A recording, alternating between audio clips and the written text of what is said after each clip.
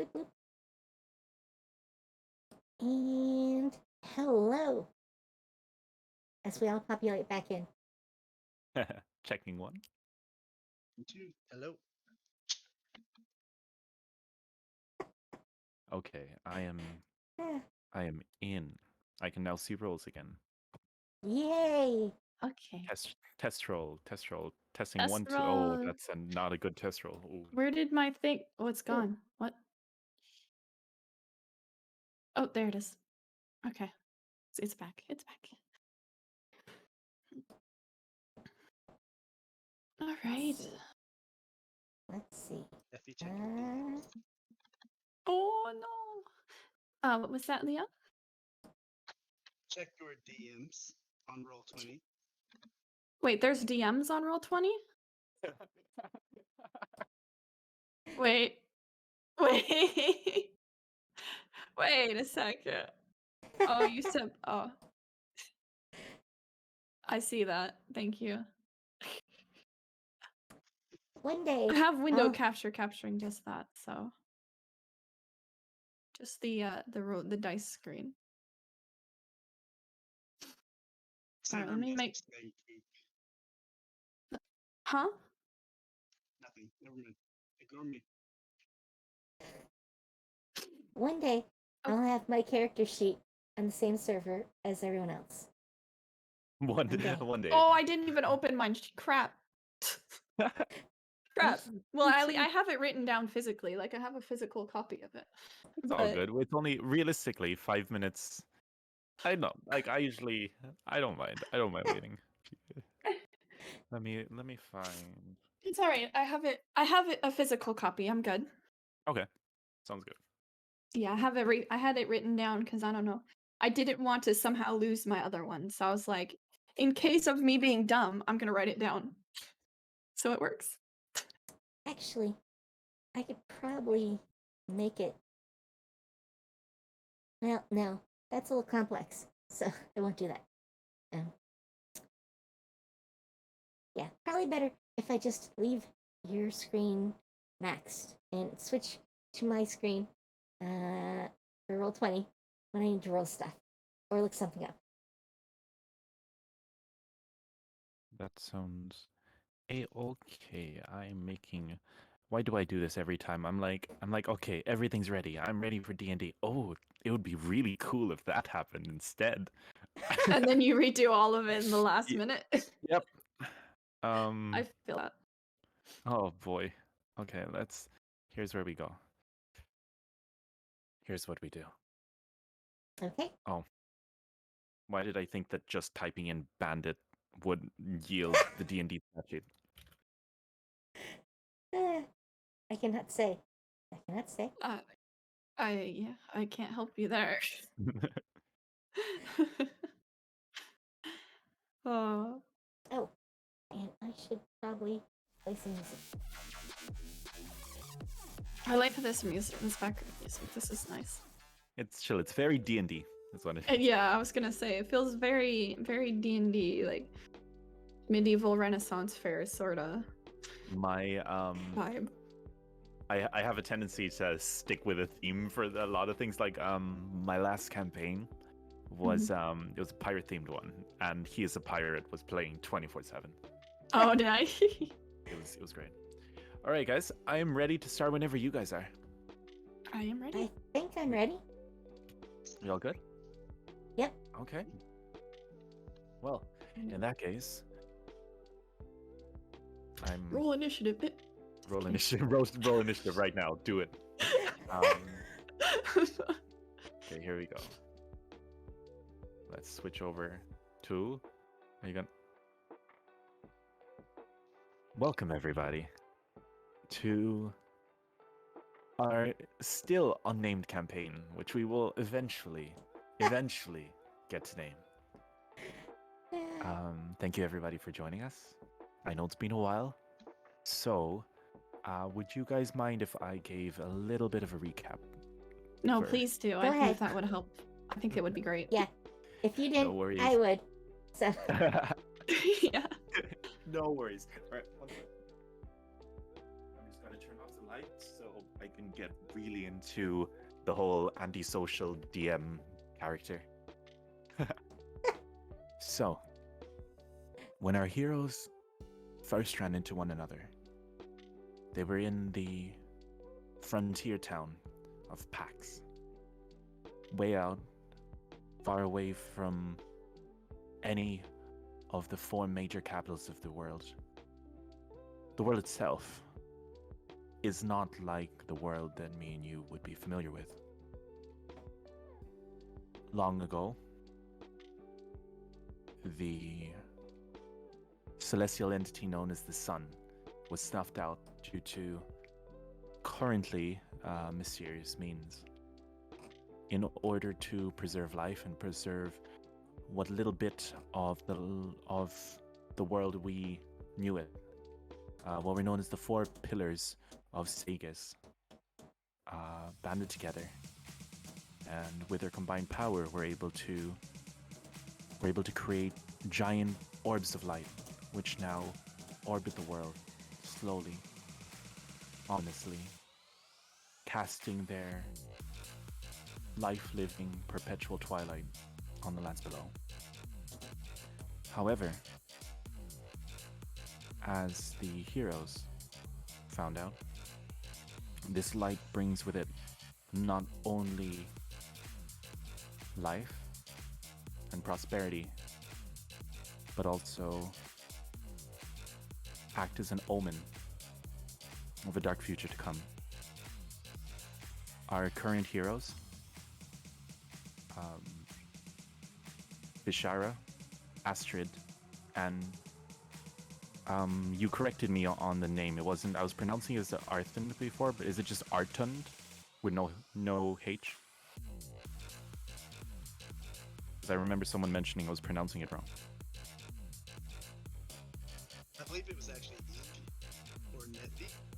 I don't think it was me, but they're correct. Just Artund, correct? Right.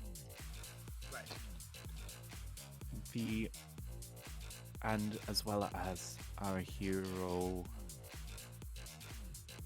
Tortal, as in case you guys have noticed, Yag is not with us currently. That is because due to IRL, Yag will be stepping down as a permanent member of the campaign. Wishing him all the best. Definitely looking forward to having him on as a guest now and then. But for now, we are a party of 3. Your standard Holy Trinity. Actually, really funnily enough, we've got to support our tank and our DPS, so that's kind of funny. But yes, so our at the time 4 heroes met through various means in the town of Pax, which they found was being overrun by strange, almost undead-like creatures. However, they themselves were still alive, merely enthralled by a strange oozing mass, and commanded by what seemed like a large beast-like creature, who I believe the party just collectively named the werewolf. The party was able to get to safety, rendezvousing with the few survivors left of the town, and were then tasked by the commander to seek out the martial pillar who resides in Theo, the nearest capital, the nearest to the 4 capitals. And with their newfound mission, they sought to travel outside the borders, outside the walls of the city of Pax towards Theo. And that is where we currently are right now. Just outside the walls, just past a burnt down farming village, and the body of an unfortunate victim of circumstance. I believe that last time we left off, the team had just found a decently safe place to camp. And yeah, I think I want so. all of you to roll a perception check. Oh, good. Starting things That's how off we right. start off everything. Yeah, exactly. Perception.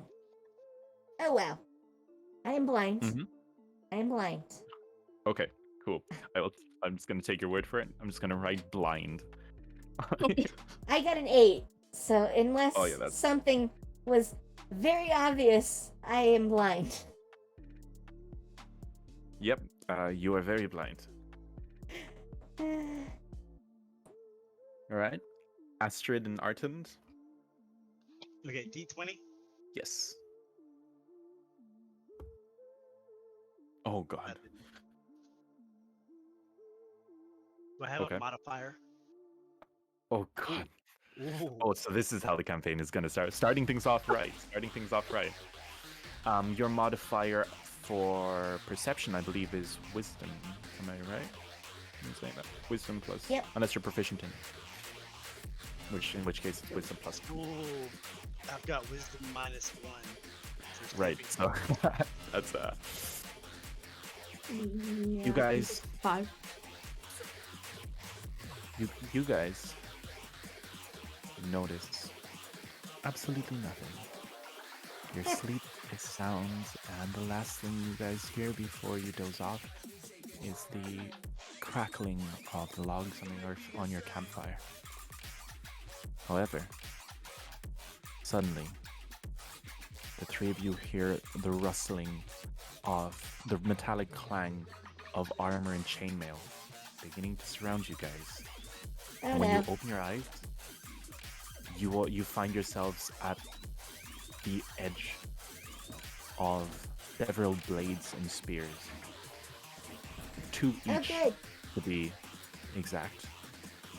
All of you are basically, in want of a word, held at gunpoint. Except for one. Tortal stands, arms bound, head hung, as one very, very large member of this group of martial fighters stands above him with a chain hanging with a little bit of lack, but connected to the handcuffs of Tortal. Artund, you recognize one of the generals that actually led to, basically, he was one of the generals who was in charge of giving you the order that actually caused you to no longer be in the army, to defect, in want of a word. You recognize him clearly. He sees you, but he ignores you, and he turns and begins to walk Tortal away from the group. What would you guys like to try to do?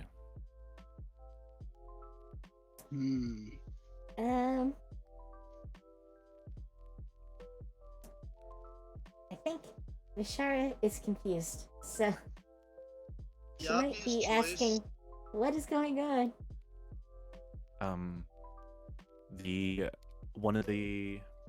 Not the actual general himself, but a smaller, more stout man dressed in chainmail and what looks like a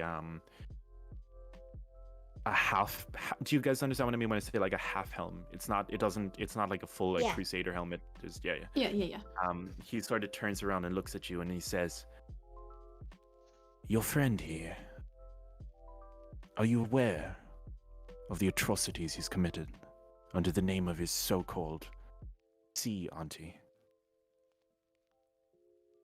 Choose mean- carefully." I knew he was kind of odd, but atrocities? No, I've never heard of any of those. "And what of you two?" He says- seemed like a pretty cool guy. I mean, I didn't see him do anything bad. So I don't know what you're talking about. I think maybe you got the wrong person. "And what of you?" And his eyes sort of squint. Artund. He calls you by Artund. name. Is going to shake his head, look kind of away, to not make eye contact. He And- chuckles. Motion no. Well, in that case, seeing as our only orders were to apprehend this man,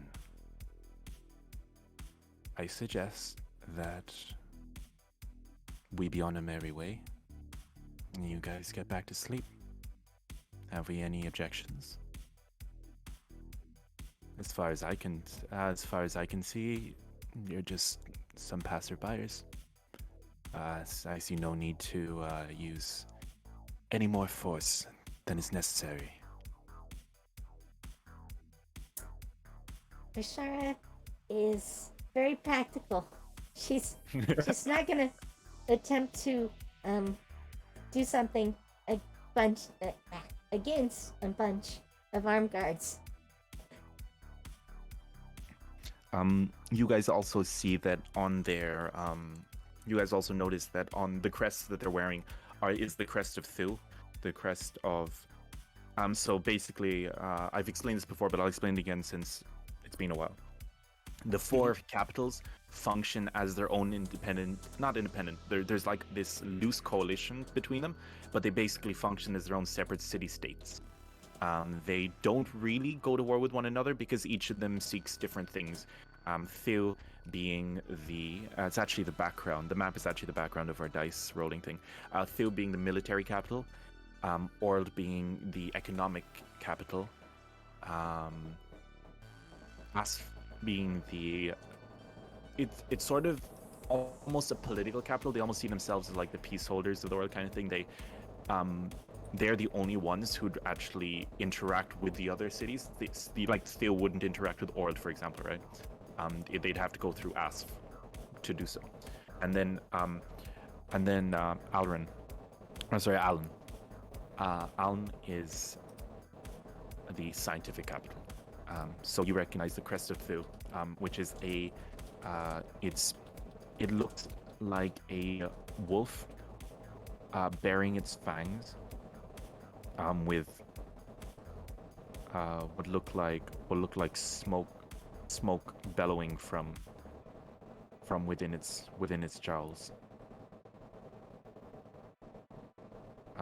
imprinted on all of their outfits.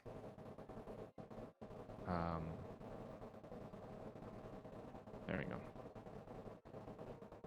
So, the men nod, and the general and his subordinate, the one who's been communicating with you guys, begin to walk away from the group.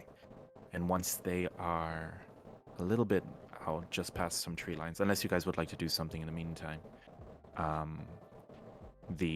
once they're just about out of sight, the other armed guards sort of pull their weapons back and begin to march in formation behind.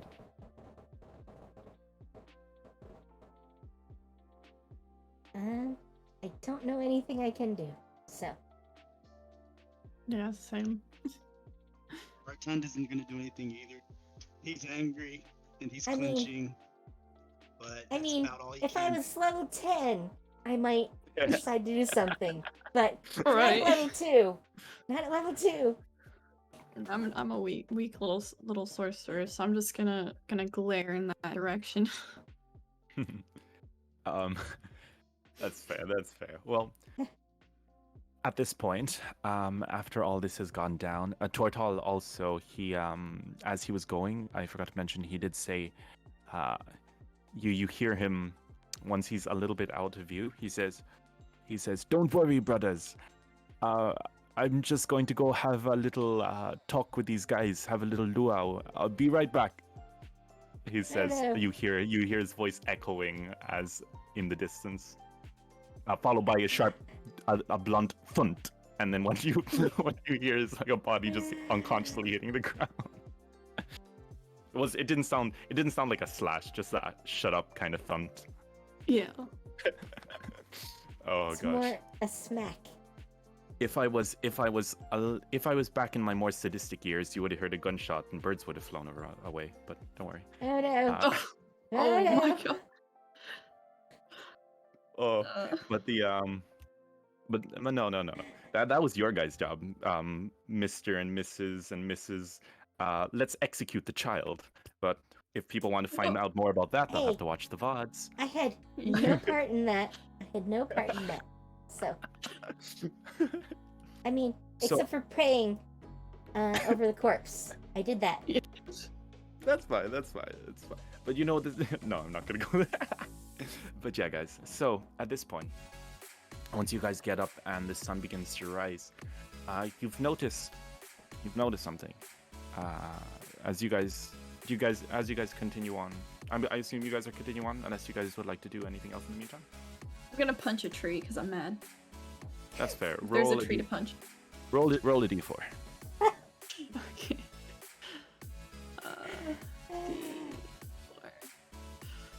There you go. 3. There is a notable dent in the tree. The bark sort of crumbles. Some birds fly off that were until then sleeping happily. And yeah, you guys yeah. So while that's happening as well, you guys start to look around. You see a few rough kind of nature paths. They're not like the well, like they're not roads, right? They wouldn't be your standard roads. You guys know where the main road is. It's just a little bit off the path, but you see about three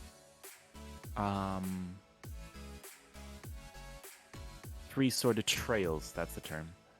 Almost nature trails, kind of leading into the forest. Which seem to be alternative routes to get to the city of Theo. But apart from that, sorry. So does that mean we have 4 choices? Of course you do. Oh God.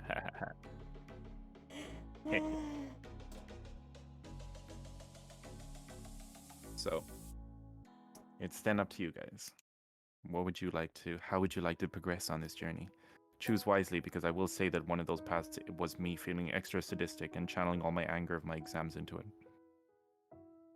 it. Why are Lovely. you upset at us? What did we do? I'm not upset at you guys. You're the ones gonna fill it. Can we I don't Like- know. get any information about what's down each path? What would you like to search for? I mean, Tracks, sounds, magical essence, tracks. Okay. Roll survival now.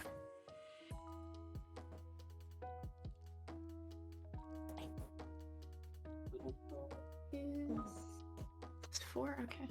You D20. have four. You have +4 survival. So 18. Nice. So let's label these tracks. Going from 1 to 4. 1 being the main. Actually, no. We got the main roads, the main road, and tracks 1, 2, and 3. You notice on track 3, what looked like one. No, sorry. On track 1, you see what looked like a lot of small footprints. You don't know exactly what they are, but it seems to be about 4. You see about 4 pairs of tracks, bipedal tracks heading deeper into the forest, going alongside the path.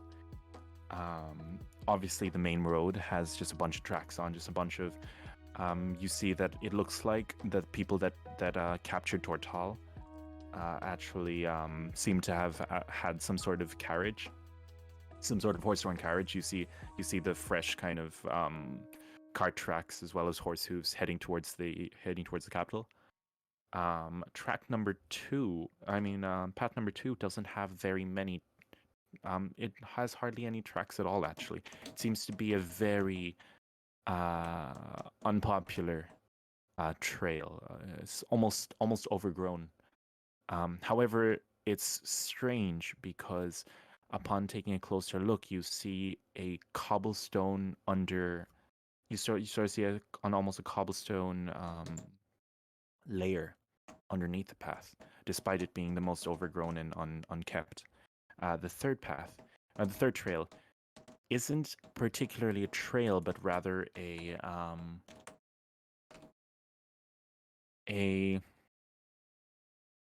what's the easiest way to describe it? Something large ran through the forest very fast and carved out what is now trail number 3.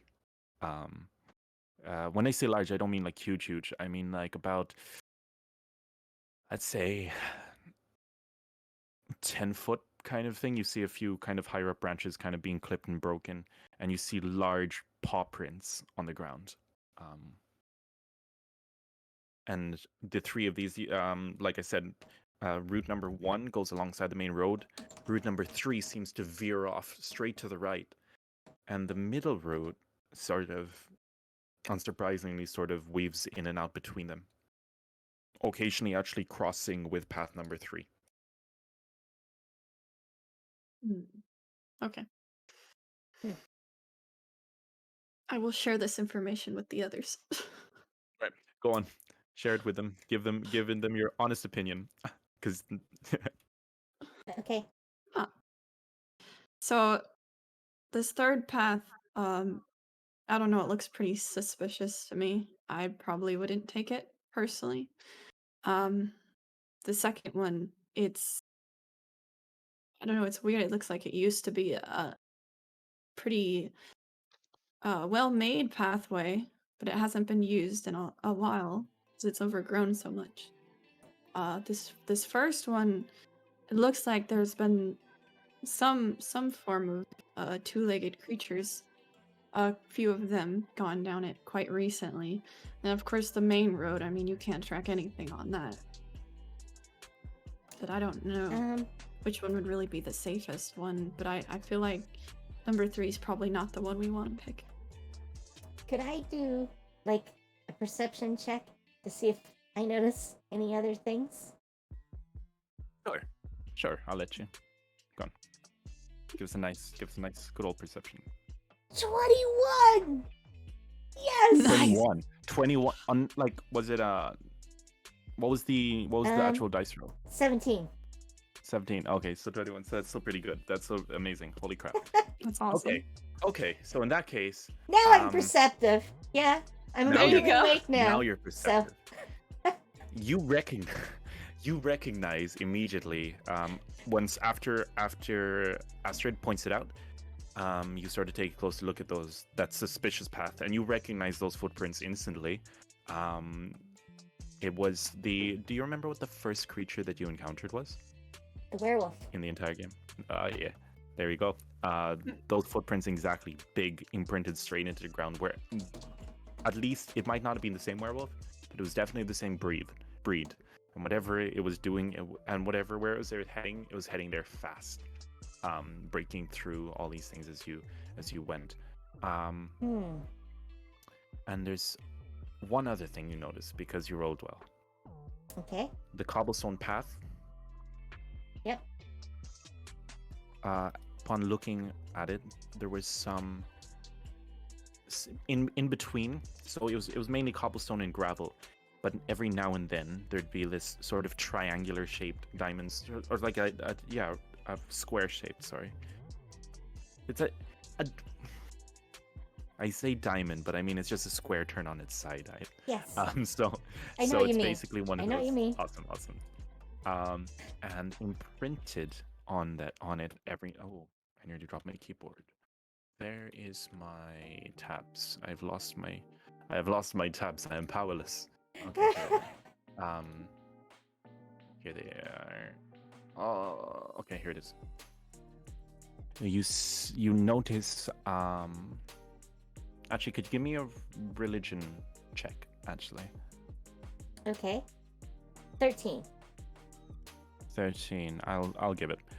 You recognize a holy symbol imprinted on these rocks. In particular, Lira, the goddess of joy, and her symbol being a triangle of 3 6-pointed stars, imprinted in this sort of worn down cobblestone path.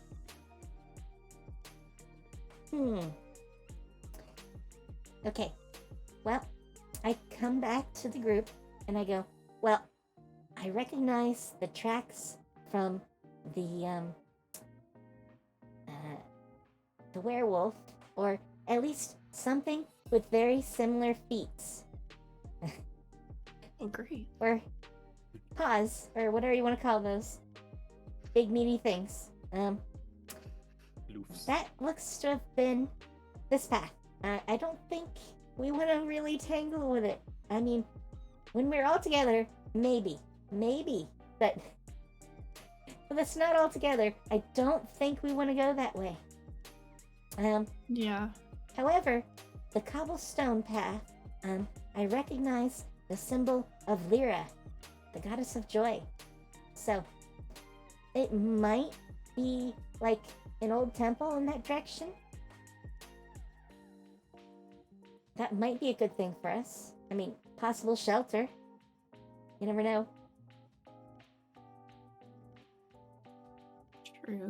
True. How do we know how far it is to the capital city we're going to? So the capital city you're going to, you're about like 25% of the way there. Oh, okay, so we got a long way to go then. Mhm. Few days. A few days. So Artund, what do you think? Surely you've walked a lot in your old career. What do you feel like? What are you thinking? Is the temple even slightly in the direction we need to go? Yes. Or the potential temple? Yes, it is. It would be, if at all, like it's. What's the easiest way to describe it? You wouldn't be losing out on too much daylight by following the path, because it's still sort of going the direction. It's just a few degrees off, right? It just diverges from the path a little bit. The footpath. I mean, you can't see the temple itself. Okay. And I think that's the best path. And smart decision. Instead of just walking aimlessly, we should walk and keep in mind what we're going to do when we get tired. Even if it does take a little longer, if we can rest at the temple, we won't be as slow the there's a next day. temple. Yeah, assuming. If Yeah. it's not a temple, I mean, it would be weird if her symbol showed up and there wasn't a temple or a shrine or something. So, I'm That would assuming. be weird, wouldn't it? Yes, it would. problem is, Very weird. what if we're Does- wrong? And how does- will we handle that? Doesn't that pathway though also kind of intertwine with the third pathway where the possible werewolf one? I mean, yes. There's a chance. So, if I were going to face a werewolf, doing so in a temple might be a good thing. At least it would be more defensible than in a forest or on a path. This is true. Or even a shrine. I mean, worst case, we could climb on top of a shrine and fight from there. The old Minecraft 3 blocks. Pretty much. All right, guys. So Sounds like we have a plan. And with that, the party begins to. You guys pack up the majority of your camping equipment. Tortal didn't really carry too much on him anyway. Most of the stuff he had on him. Having a shell means that he doesn't really need to unpack too much. So what you guys do find amongst what belongings he has left was little straw dolls resembling the three of you. Not straw, but they'd creepy. be more like seaweed, kind of. Kind of creepy. Great. I might want to hold on to this though. I'm Maybe. gonna cast a I can't say it anyway. The one that lets me clean stuff. Oh, prestidigitation. That cantrip. Yeah, Yeah, I'm gonna use prestidigitation. that on them because Tortal and his stuff kind of stinks. So I'm There. gonna clean it off and stay. You Well, sorry. Carry on. maybe we each take our own doll. Yeah. I'm going to try to flick the doll and see if I can feel it. No, Oh my God. unfortunately, they're not voodoo dolls. You do not food. Okay. Okay. Yep. But I like your thinking, and I wish I had thought of that. But no, I you mean- clean them up, and the smell dissipates, and all that is left is love for one's companions. Okay. Well, I was half tempted to cast Detect Magic on it, just in case, but I will refrain from that for now. Oh. So. Oh, okay. Okay, that's fine. Cool. So you guys each take your little dolls and you begin to let me just actually write down that you guys each have one. Actually, Okay. I should probably write you that guys down too. begin to head down the path. This strange, since this path that you guys assume was once very well kept, towards what you assume is the temple. And you guys walk, and as you guys do see, the path intertwines with the werewolf path. However, the werewolf seems to veer off quite a bit into the wilderness. The werewolf path, I mean. Yay! And you guys walk for about almost, I'll say it's just past midday by the time you guys encounter something. At this point, the main road is just about out of sight amongst the dense canopy. Occasionally, though, you guys would hear some rustling coming from towards the where the main road was.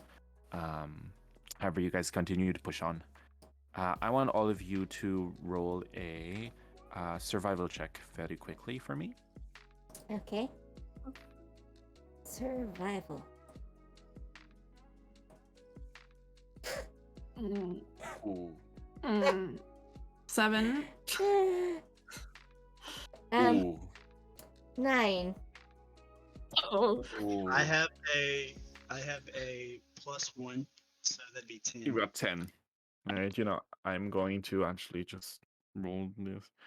Oh, I actually, because I have high wisdom, that was with a +4. oh, and okay. I still only got 9. Oh no. Oh. Luckily, Oh. because DM decided to roll a dice instead of a set DC for this one. You guys are walking. However, suddenly, Vishara and Artund notice that Astrid is no longer around them. However, they're able to quickly, they sort of gaze into the forest a little bit, and they're able to find Astrid and bring her back on track, quite literally. Sorry, I was looking for a cricket. At this point, though, as you guys... as you guys begin to approach what looks like a large clearing. Okay. Vishara and Astrid, both of you get a splitting headache. Oh no. It's pretty bad, and then it seems to dissipate. But how it dissipates is different for the two of you. Vishara, in your case, your holy symbol begins to glow, and as it glows, it sort of, this warmth sort of fills you, and sort of calms whatever is causing this headache. Meanwhile, Astrid, the little sliver, the crystal of that you carry around, glows brightly, and it's almost as if this headache it almost blasts it away. It almost like pushes it away. Meanwhile, Artund, you don't feel a thing. You're fine. You're absolutely a-okay. Uh, I'm not sure if that makes me feel good or bad.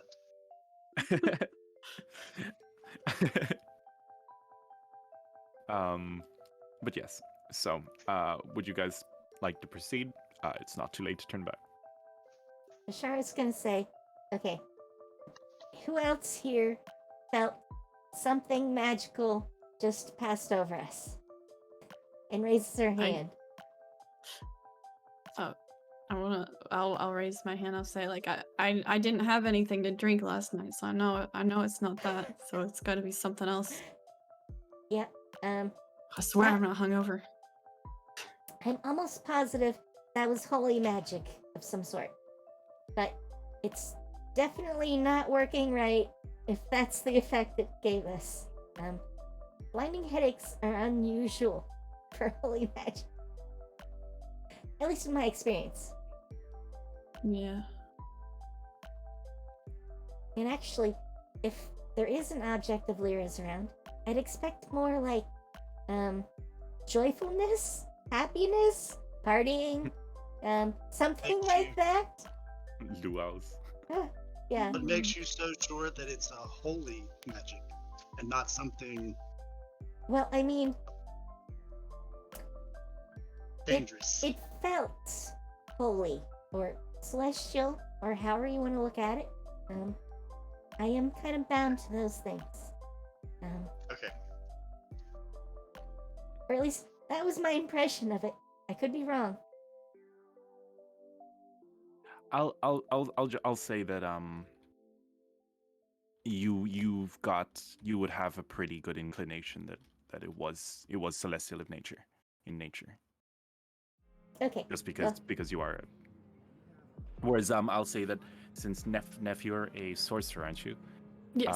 You wouldn't have as much of an insight. You just know that it was magical. Just because your one's more like a natural kind of thing, whereas Vishara gained her magic through devotion and study. So you wouldn't really have the same level of insight, if you get me. Yeah. But yeah, you can say with pretty good certainty that it was of celestial nature. It does not seem friendly.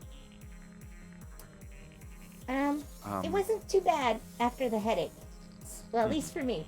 So, I don't know. I don't think it's working right, whatever it is.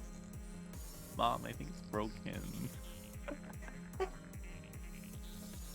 I So mean, yeah, guys. Are you guys choosing to push forward? I'm okay with going forward. I'm speaking. I from didn't Fray. feel anything, so I'm completely unfazed by this and kind of lost what's going on. Is this an "Are you sure about that" moment? No, don't you worry. You'll It just trust makes me worry more. I will. You will. The "Are you sure" moments are usually accompanied by me smiling. I will say, and it's like, "Are you sure?" Ooh. But yeah. So you guys push forward towards. As you do, you see more and more artifacts, more and more pillars as you guys enter a clearing, embedded with the symbol of Lira. However, as you guys begin to proceed further and further, first of all, you notice that it's covered by a strange. What's the easiest way to describe it? Almost like a thick. It's not quite a mist. Let me visualize it for you guys because I do know that I actually have this option here.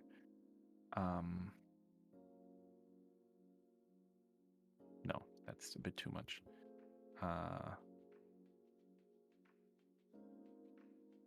Yeah, sort of this kind of green, almost this viscous mist. And as you guys proceed forward, you notice a few things. Firstly, yes, Okay. there is a temple ahead. However, it seems to be surrounded by many protruding objects in the ground. And as you guys get closer, you realize that this Temple of Lira is surrounded by hundreds of tombstones, each of which have a different name. Sorry, a different number. No names, but each of them inscribed with the symbol of Lira on them. I'm getting the feeling that there was a massacre here. I'm getting that feeling. Have we encountered this mist before? You guys... Oh, wait a minute. That's a very good question. You have, Astrid. You have. Not the exact same mist, but same in nature. Okay. Can you guys roll for me a... Actually, yeah. So you guys... No, I'm not gonna... I'm gonna let you guys spread your wings here. So you guys find yourselves right here. I'm not going to... I'll use a... Yeah, no, you know what? I might as well. So let's go. Let's grab your characters. I also figured out how to... I believe I can put you guys... No, I can't. There's a way to put you guys in the hotbar, but I've been looking for how, but it's not helping me. It's not giving me anything to go off here. So we'll just go with this. All right, guys. So in this case, you actually don't, surprisingly enough, you don't seem to see anything moving around this area. Just like the tombstones, the area around seems dead. There's a thick layer of dust and what looks like some form of ash, just coating the entire place. It almost looks like snow, but it's a thick layer. So yeah, guys. Anything you would like to do? Can I tell if anything on the ground has been disturbed recently? Yes. So I won't make you roll for that. You see that the area around, apart from what looks like a few small trails from what are probably just animals running about, nothing major looks as if it's been moved in a long time, at least within this courtyard area. Anyone else? I want to know if I can tell if there's like an origin point for the magic we felt. Okay. Because I figure it's got to be near. Yeah. So, let me just very quickly. Let me just quickly cross-reference this, make sure I don't do anything. So you could, if you want, use detect magic here, and that'll be a 30-foot radius of you. And you'll be able to, and I will say that in this case, if you do use it, you'll be able to sort of... Otherwise, we can always make you roll a religion roll and hope you get lucky. I'll give the choice to you. Would you like to actually invoke your magical powers or rely solely on your natural senses? I think I will cast detect magic, though, unless someone objects, as a ritual. So it's gonna take a little bit, but yeah. Okay. So in this case, you do start to detect a very strange form of, because now that you're actually channeling it yourself, you're able to get a better read on the nature of this magic. You're able to detect the magic, and it seems to be coming from below you, directly below where you guys are standing, and it's powerful. It's the easiest way to describe it is it's pure, but it's almost as if that purity is tainted, almost as if you got like the highest proof alcohol and then you pour the mixer into it. Ew. It's like sacrilegious as that sounds. That's what it feels like. So it's like it's not corrupted in that it's just like this cheap form of magic, and it's an incredibly pure form of magic that's been tainted, and it's coming from directly below you guys. So, I'm getting a very strong magical feeling below us. Should we deviate and see if we can find a way underground? Because, I feel like we should fix this if we can. I'm not sure we can, but I want to. Well, I'm okay with trying. We should be careful. This doesn't feel right. It feels very old, very old. But also, I'm Sorry, Arton? Arton? Char. Go ahead. I forget. I was listening for you. Oh, I'm sorry. I was saying that I don't know much about this sort of thing, so don't ask me for my input because it would be pretty much worthless. If you need help, I'll help you. If you want to try something, I will do what I can to support you. Okay. Well, I mean, I think we should give it a shot. So if we're all willing, I mean, probably the best shot of finding a way down is what looks to be that one building over there. I mean, it's still standing. It might lead down. all right. And I will give you guys the option, since this is more of an investigative area, since this is the first time that I've kind of thrown you into one, I will allow each of you guys to explore different parts of it. And obviously, your three characters have different expertise in different fields. If you guys would like, you could head straight there, but I will also let you guys split up and, explore around. It's like one of the few times I encourage splitting the party. One of the very, very few times. So if you guys want to head straight there, I have no objections. If you guys want to look around more, that is up to you. I mean, I definitely want to keep my eyes open, but that's the direction I want to try first. So we'll say that Vishara can go here. Would you guys like to follow, or would you guys like to explore anywhere else? I want to go to the right, by those arches. Around here. Okay, awesome. Mm-hmm. And Arton?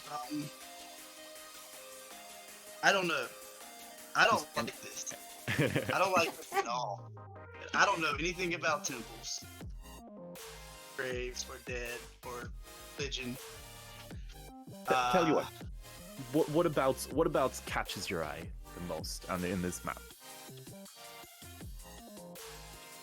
It's eerie and quiet, and there's basically ruins everywhere. It's literal destruction and chaos.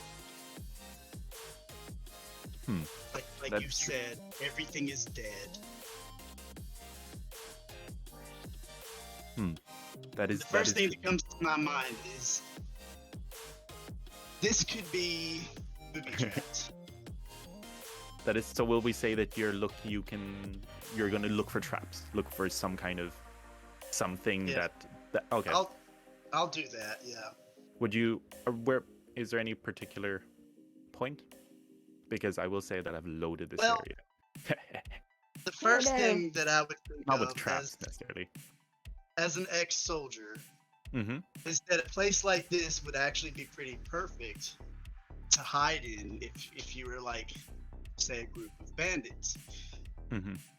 But I'm also kind of worried about zombies.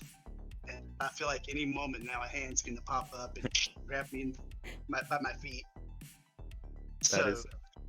That is very fair. So will we say that you stay around the starting area and look around for some sort of traps, some form of traps, or some kind Evidence of. Looters, villagers, yes. Okay, awesome.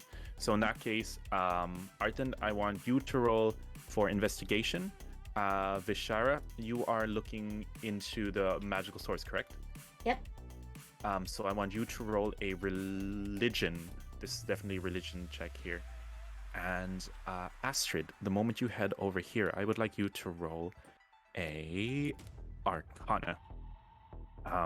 And Vishara, you're still detect magicking, so I'll give you advantage on that roll.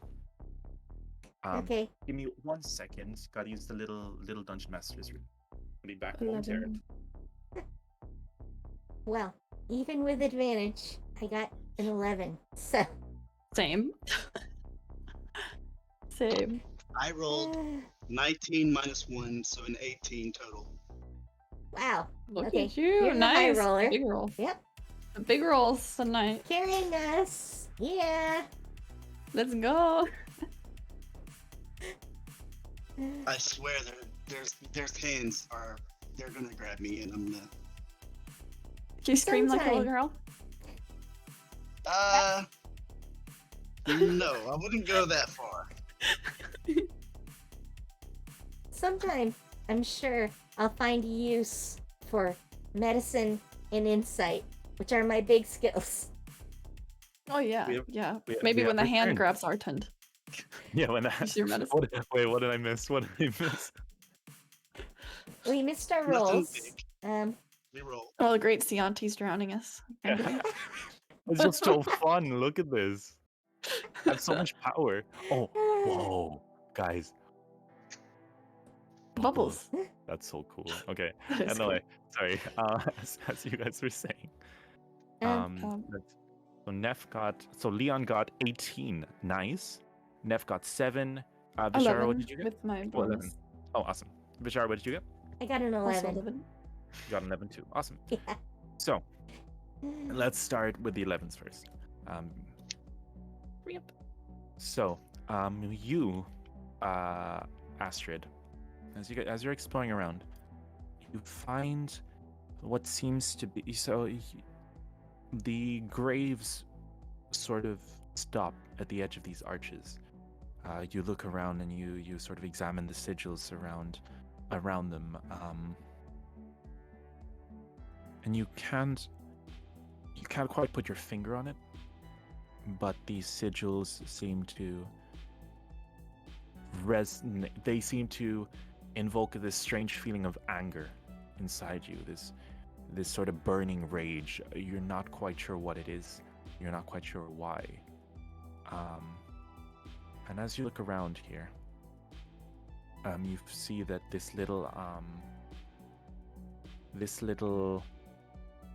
stone. What do you describe it? It's not quite a pillar. It almost looks like just a bunch of bricks laid apart. Like a pedestal, sort of. It sort of looked like a pedestal. When you get closer, it almost seems like a little square sarcophagus or coffin of sorts. Would you like to interact with it in any way? And also, yes, there seems to be something drawing you towards it. So I'm angry, and there's a coffin. Yes.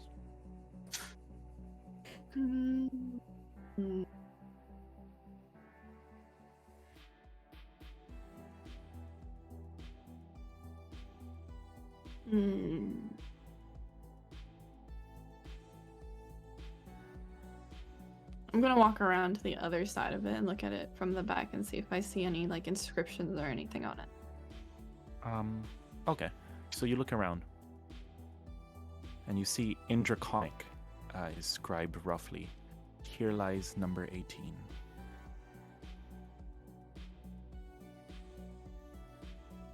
Descriptive. I like it. That means there were 17 others at least. Well, yeah.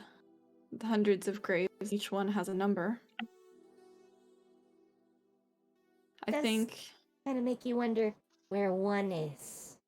Yeah, I think I'm gonna keep going. That is perfectly fine. See, I'm there gonna was no look for are you number one. You're gonna look for number one. Okay. So I'm gonna say that I'm not gonna make you roll for this, but we're gonna say that your character is now walking around examining each of the graves. Yes. We will catch up to you because that will take a little bit of time. Yeah, because Meanwhile, there's hundreds. yeah. So, Vishara, in your case, you're drawn closer and closer to this temple, and the easiest way to describe it is, well, first of all, you find yourself at a door, and you see inscribed into the door, or inscribed into the door is, what's the easiest way to describe it is, it looks like a skeleton, but the skeleton seems to be rather small and quite, how should I describe it, young in nature. It almost looks like a skeleton. It's meant to depict like a child of sorts, and it seems to have its hand sticking out of the door, and it seems to be frowning, and it's looking at its hand, and there's nothing in the hand. However, you're able to detect that this is some sort of mechanism, some sort of seal, which basically acts as a magical lock to the inside of the temple. Well, I'm gonna assume something goes in the hand. You're also able to detect one specific thing. So as you're sort of examining it, and you did use detect magic on it, and you were studying it, this particular type of locking mechanism tends to not require a specific item, if you get what I mean. So it's not a lock and key in that there's only one key. It's more so not exactly a password either, but it's kind of like, it's almost sentient in nature, if you get what I mean. It's almost it's expecting something.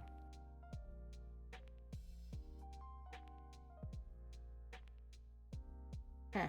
And if you want, to give you some time to think, and then we can, after the regroup, or you can try and guess now if you want. I mean, this is a temple. I'm figuring it's got to be religious in nature. I mean, maybe a holy symbol? Though, in my case, that's on my shield. So I'm not sure how that would work to give or maybe present a holy symbol. Okay. So do you try to place the shield onto the hand? Sure. Suddenly you see If I can figure out a way. Oh yeah, no, you just place the shield on the hand. And it's sort of, you see that hand begin to animate, and the skeleton sort of looks at the shield, and then it sort of looks around, and it seems to almost try to play with it, before it sort of makes a sort of scowling face and toss it aside. Okay, well, I'm gonna pick up my shield. I am not sure, so I'm gonna sit here and contemplate. Okay. Meanwhile, Artund, you are looking around for traps and such, things that mark the sign of bandits and plunderers. You find a few signs of some burnt out campfires here and there. There was, at some point, people sort of, whether they were bandits or looters, they had taken refuge around here several times. You find like a spear, which you can actually, if you want, you can pick that up. That is an item you can use. Like in the rubble, it's a little bit worse for wear.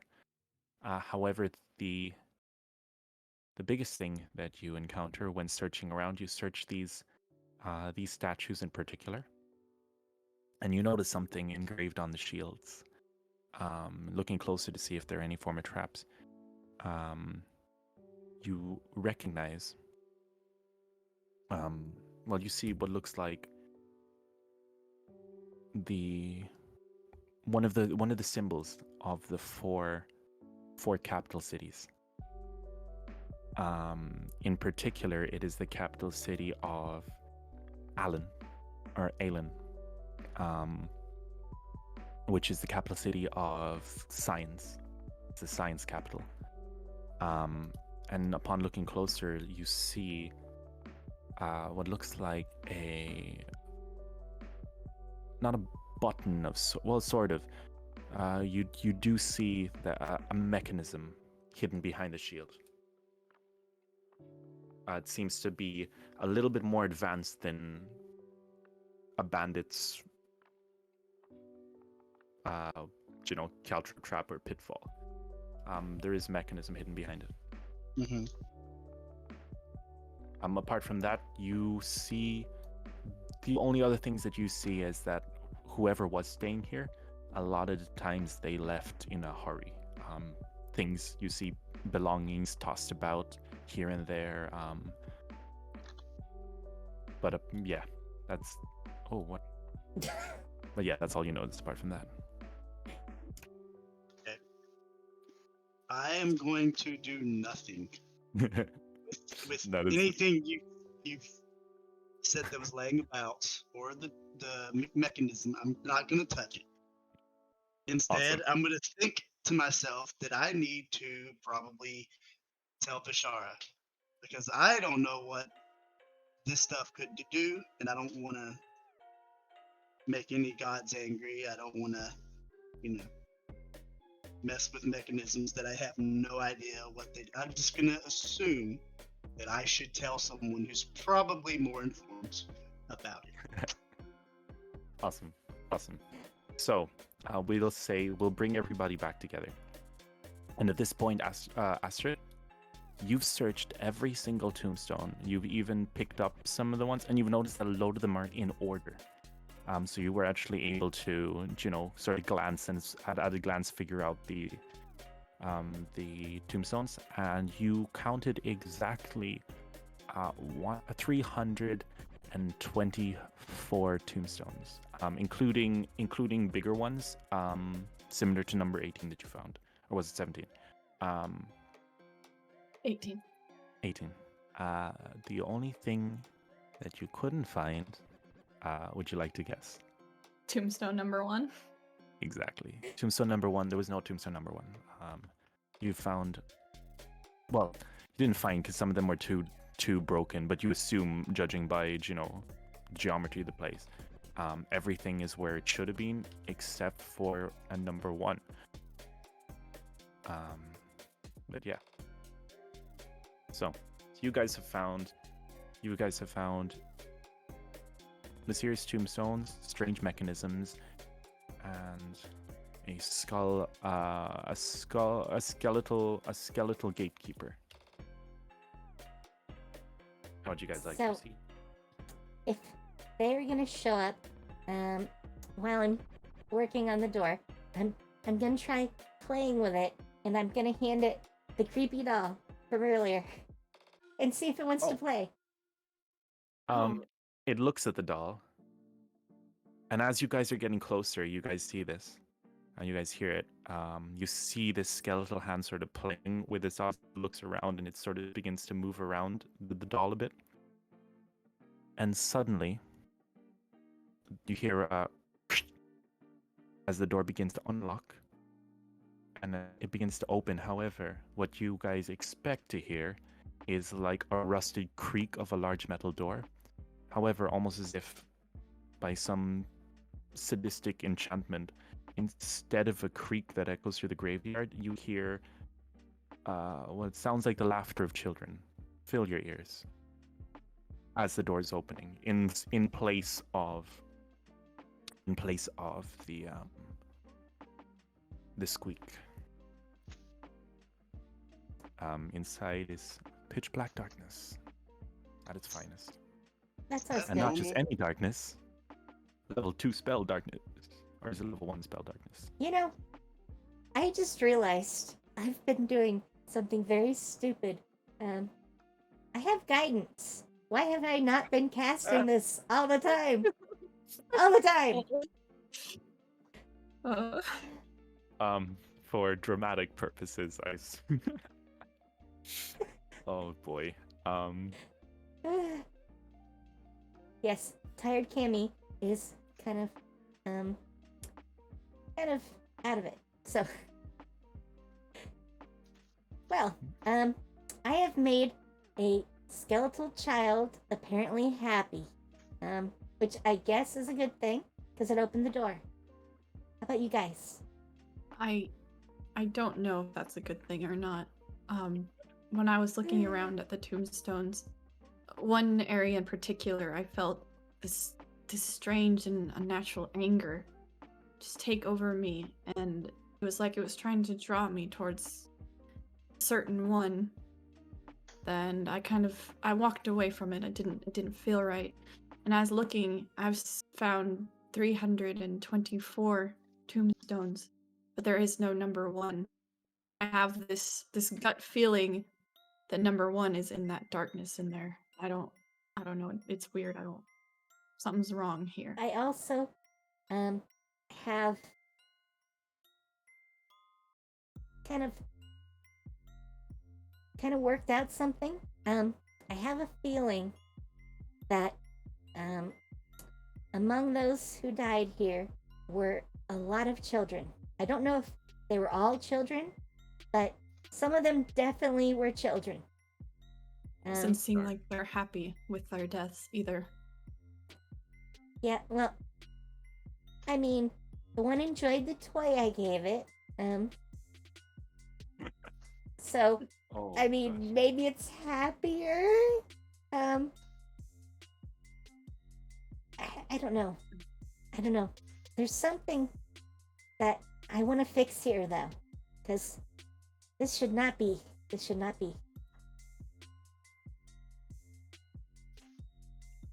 children must rest. They deserve it.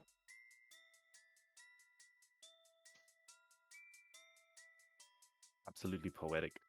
And Archant, are you going to mention anything about what you found? Yep, absolutely. I'm going to discuss about the mechanism. I will tell mainly Bashara, so I'm going to be sort of turned towards Bashara. Yeah, go on. About the mechanism. Do you want to describe it? Basically, I actually don't recall. I'm sorry. Word for word, at least. I know it's behind a shield, and that I remember seeing the symbol on it. Yes, the symbol of Aylin. Yeah, the symbol of Aylin. I didn't actually describe the symbol for you guys. Actually, I'm sorry. So the symbol of Aylin is a. The easiest way to describe it is it looks similar to an owl. Okay. When I say owl, I mean basically 2 circles and a V, as in like that kind of drawing. However, there seems to be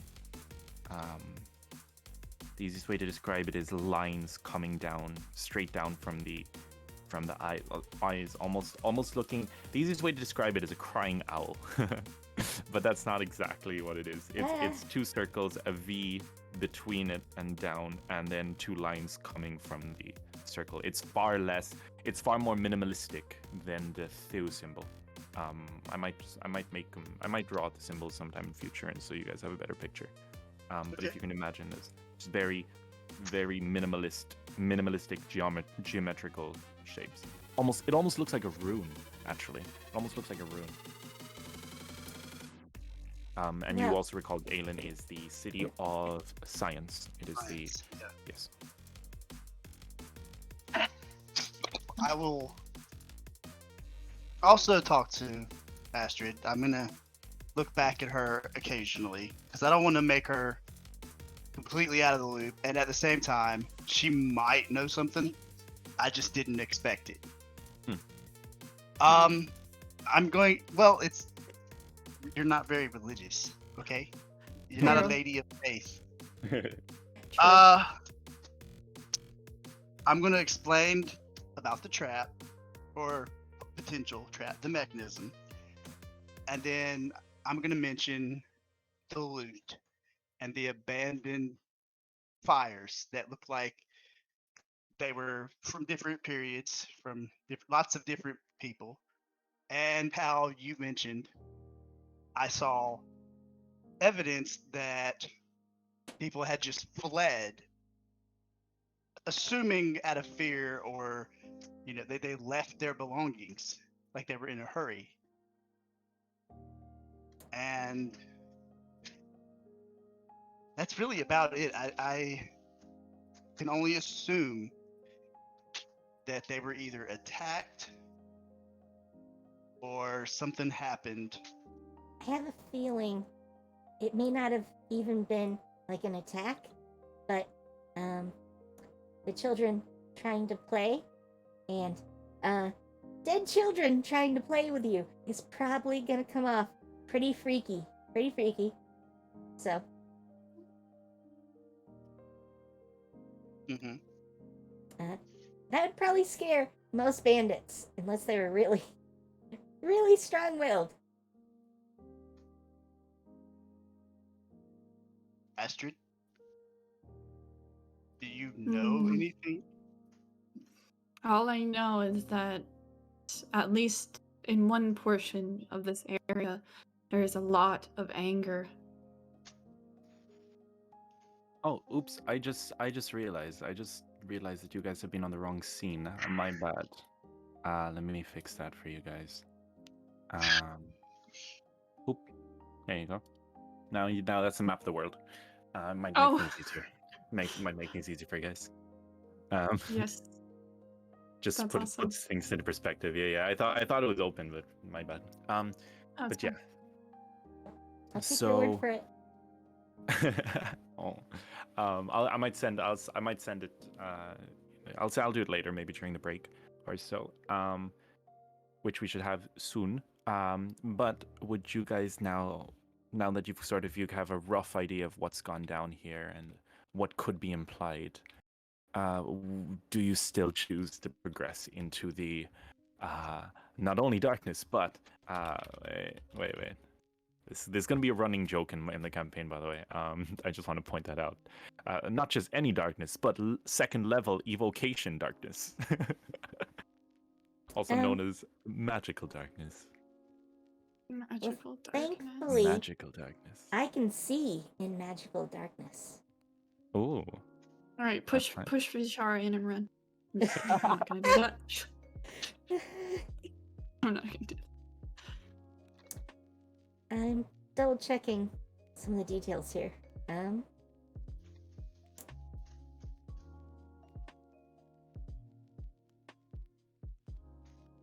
believe is it true sight can see through it? But yeah. Also, as you guys are here discussing things, you do also realize that none of the creatures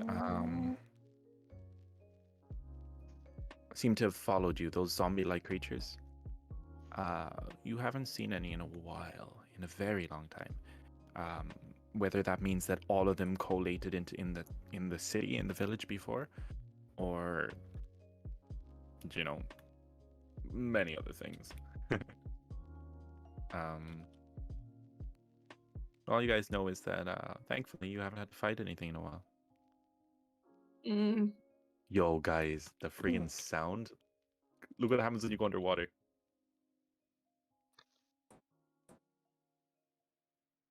That is pretty cool.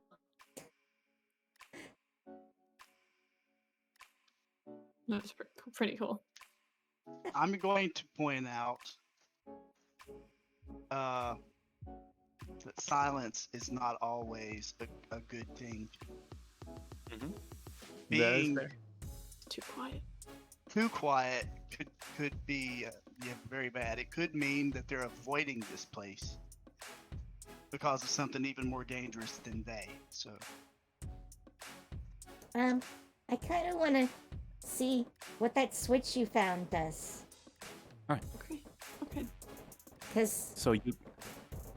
Okay, that works. okay, I will lead them to the switch then.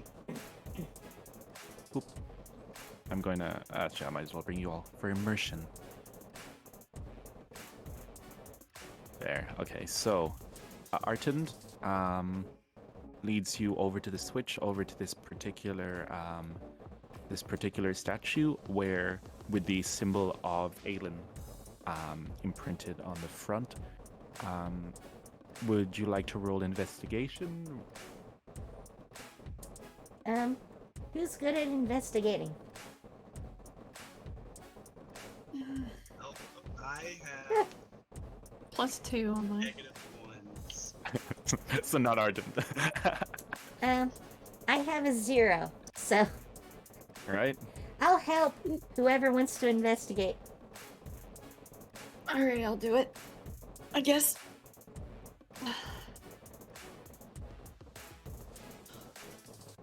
Okay. So, would you like to roll investigation? Also, Yeah. help. How 19. would you like to help? Vishara. I mean, Gonna.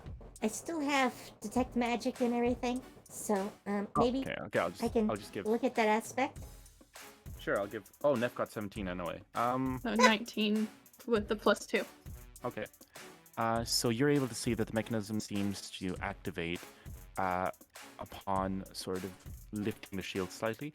It almost seems to be similar to upon closer inspection. It brings you back to a few mechanisms you've seen in the past while on your travels. And the easiest way to describe them is the closest thing that you'd get to them would be in Orld, the economic city. Bank tellers in Orld, seeing it's the economic capital, have a similar mechanism under their tables in case of bank robberies. It's basically like an emergency distress mechanism. I'm not touching that. I ain't touching it. Nope. Okay. I'm gonna walk. I'm gonna back up. Okay. Okay. If that's the case, It's also very old. It's also very old. About as old as the temple. Or not as old as the temple, sorry. Not as old as the temple, but it's still pretty old. I'm not sure what that would summon, but probably not good for us. I think we need to go into the darkness. I can help with that. But Okay. oh, and before I forget, I'm gonna let's see. Who do I want to touch? Oh. I will place a hand on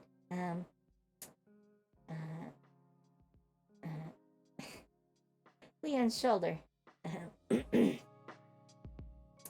And I will give him my ability for initiative. Which I keep forgetting the name of, but I know it's there. Vigilant Blessing. I think that's it. I believe so. I was thinking of the wrong one. I was thinking of the Dunamancy one, but I'm pretty sure you're not a Dunamancer. No, not that. I also am going to share my dark vision with you all, which is really impressive because my dark vision is 300 feet. So, is it dark vision or is it like does it work? Because I know that dark vision doesn't work for magical darkness, but there is a specific type. I'm pretty sure if it specifies that it can. It's weird. It calls it a type of dark vision. Well, literally, let me put it this way. This is what it says. You can see through the deepest gloom. You have dark vision out to a range of 300 feet. In that radius, you can see in dim light as if it were bright light, and in darkness as if it were dim light. As an action, you can magically share the dark vision of this feature with willing creatures you see within 10 feet of you. up to the number of creatures equal to your wisdom modifier. Okay. And the shared dark vision lasts for an hour. Okay. That actually works. Because this, upon stepping in, we're gonna take a break. Very soon. You see that the magical darkness was literally just within the door frame. Upon walking in, it seems to just be normal darkness. Okay. Ooh, almost as if it's some sort of fog gate for anybody who's played Dark Souls. Oh, Oh, I'm no! joking. No, don't worry. It's not that bad. It's not that bad. I'm joking. Abort. I'm joking. But so what you guys see before we take a break is what looks like a large hallway. Let me get my map. Yes, I said let me get my map. So yes, so you see what looks like a large winding hallway going down with what look like cold stone floors, almost a black stone. The walls seem to be made of the same sort of what do you call it? So the walls are made of the same thing as the same stone that the rest of the cemetery was made with. It's a sort of form of limestone, but the ground seems to be a very dark basalt, almost polished stone. And you guys see further down, you see some statues resembling. They seem to be resembling. What's the easiest way to describe it? I guess the stars from the goddess of joy, and they seem to hover brightly, casting they when you get close to them, they seem to cast an eerie blue glow. But yeah, and welcome to your first dungeon, guys. Yay! With that, I say we take a break and we see if you guys would like to continue after. It's only been, how long has it been? 1.5 hours. So I'm keep on going, but we should probably take a break, grab some yummies, and then meet back in a couple minutes or maybe 10 minutes. Okay. Yeah, Sound 10 good? minutes seems fine. Yeah. Yay! I successfully timed a break, guys. This is the freaking hardest thing ever as a DM.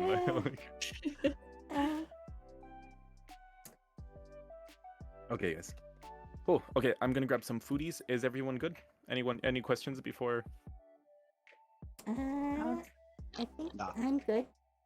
Okay, awesome. I'm gonna go grab some pizza. Let's go. All right. Sounds Okay, I am gonna play a video for you guys.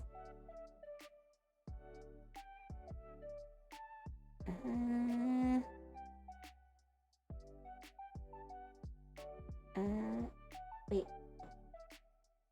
Is that it? No, it's the outro. The new outro. Sorry, my brain. So, have fun watching. While I have an entire army after me, I'm gone. okay? Be right back. Boom!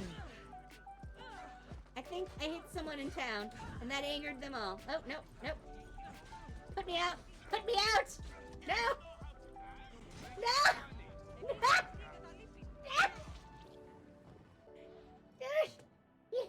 You bags of shit!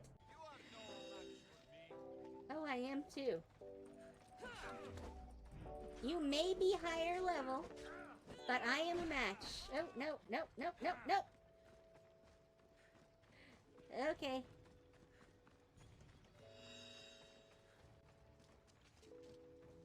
Boom! Ha ha ha ha! Oh.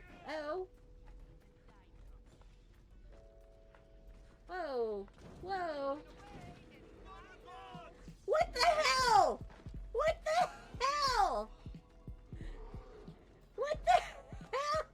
Why is a bear chasing me? No.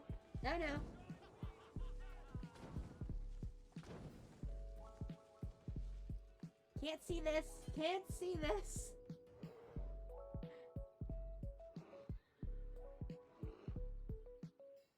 Holy crap, what is this?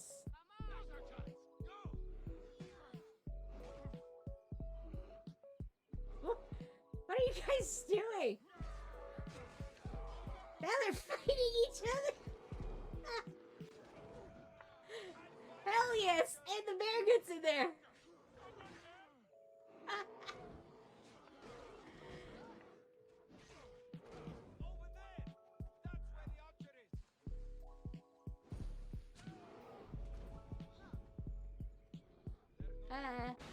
Boom, boom, boom, boom, boom.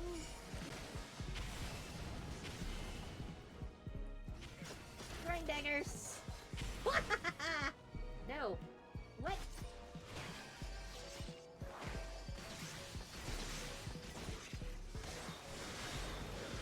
What the hell is this? Nope.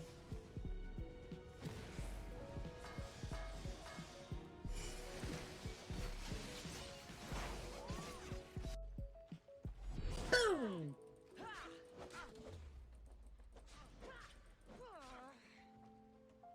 Oh, I can't yet. Can't yet. Come on. Ah! Oh! Oh! Is there two? There's now two! Oh, great.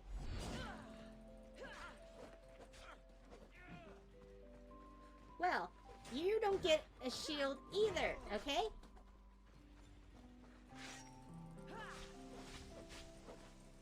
No, no, no. Out of there. No, no.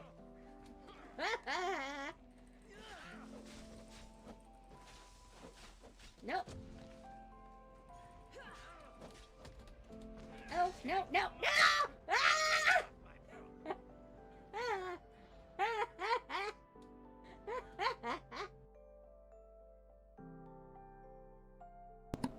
Okay, I'm back. I hope you enjoyed the little clip while I was gone. Alright. I'm not sure how long it's been. That was like 4 minutes, maybe? Not sure. Let's see.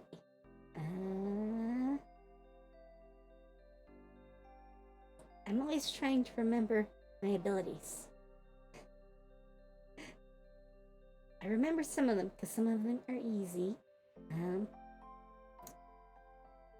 Others, not so much.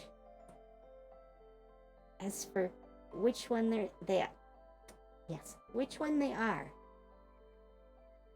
I'm always forgetting.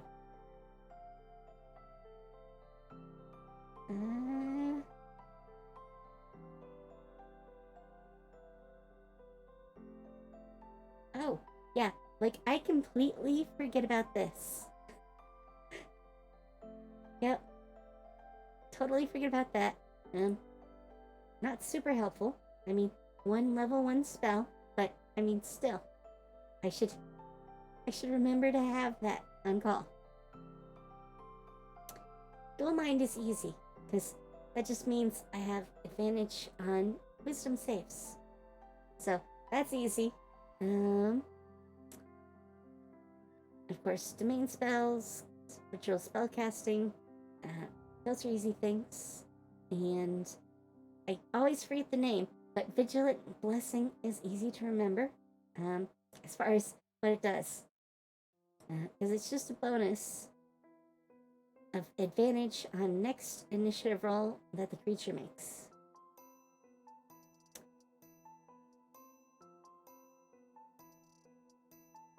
Yeah.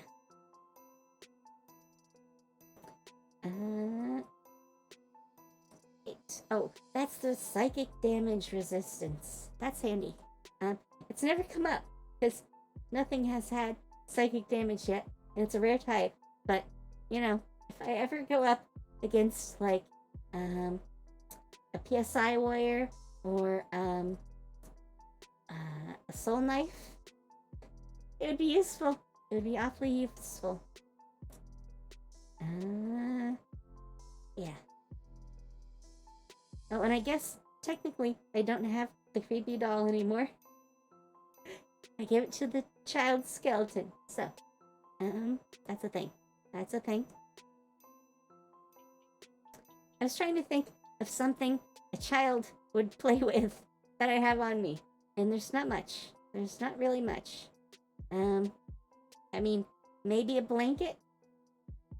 I was running out of ideas except for the doll, so I'm glad that worked. Maybe a prayer wheel. I don't know. I mean, it's kind of like a toy, sort of. Yeah. And I know most of the esoteric languages. So maybe that will be useful. You never know. As long as I don't have to lie or persuade people, I'm all good. I'm good at analyzing others, not so good at doing the persuasion. Yeah, and I have an incredibly high wisdom saving throw. For level 2. That's all I am. Level 2. So, not too much yet.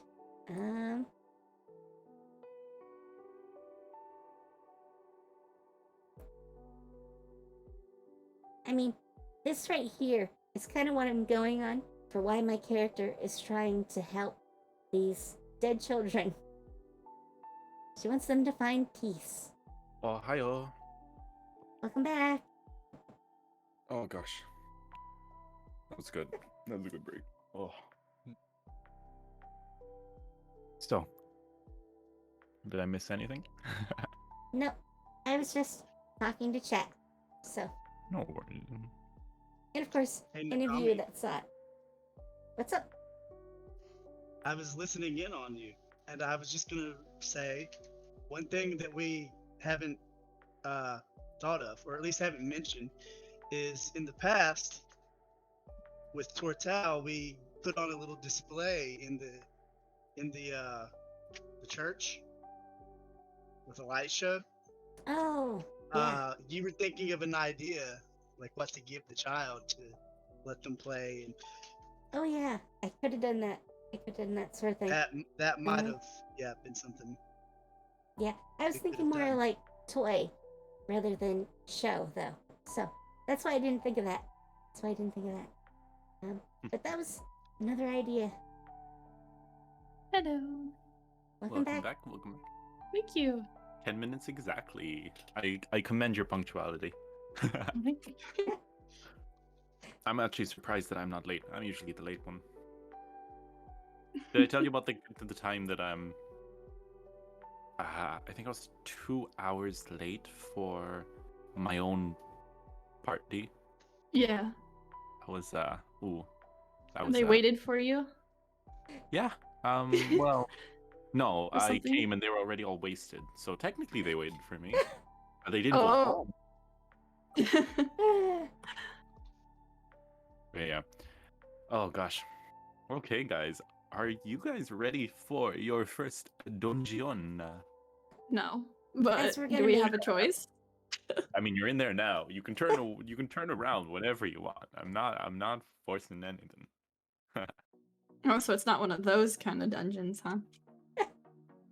It can be. But Uh, can I go in last? well, I I think mean, that we're would the actually rear. make more sense, seeing as you're a DPS. Yeah, please. I don't want to go first. I'm not the tank. I'm squishy. I mean, technically, Kami is the tank, and technically you and Leon are both DPS, actually, and Kami is support and tank. Multi-classing, og. If you think about it.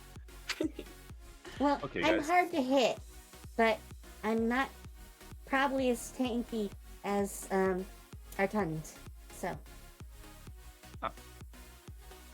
I mean, he gets resistance stall damage when he raids. Rage. Oh yeah. Actually, in rages. rage, yeah, you're basically your tank skill. Yeah. That is true. That is 100% true. Okay, let me just very quickly.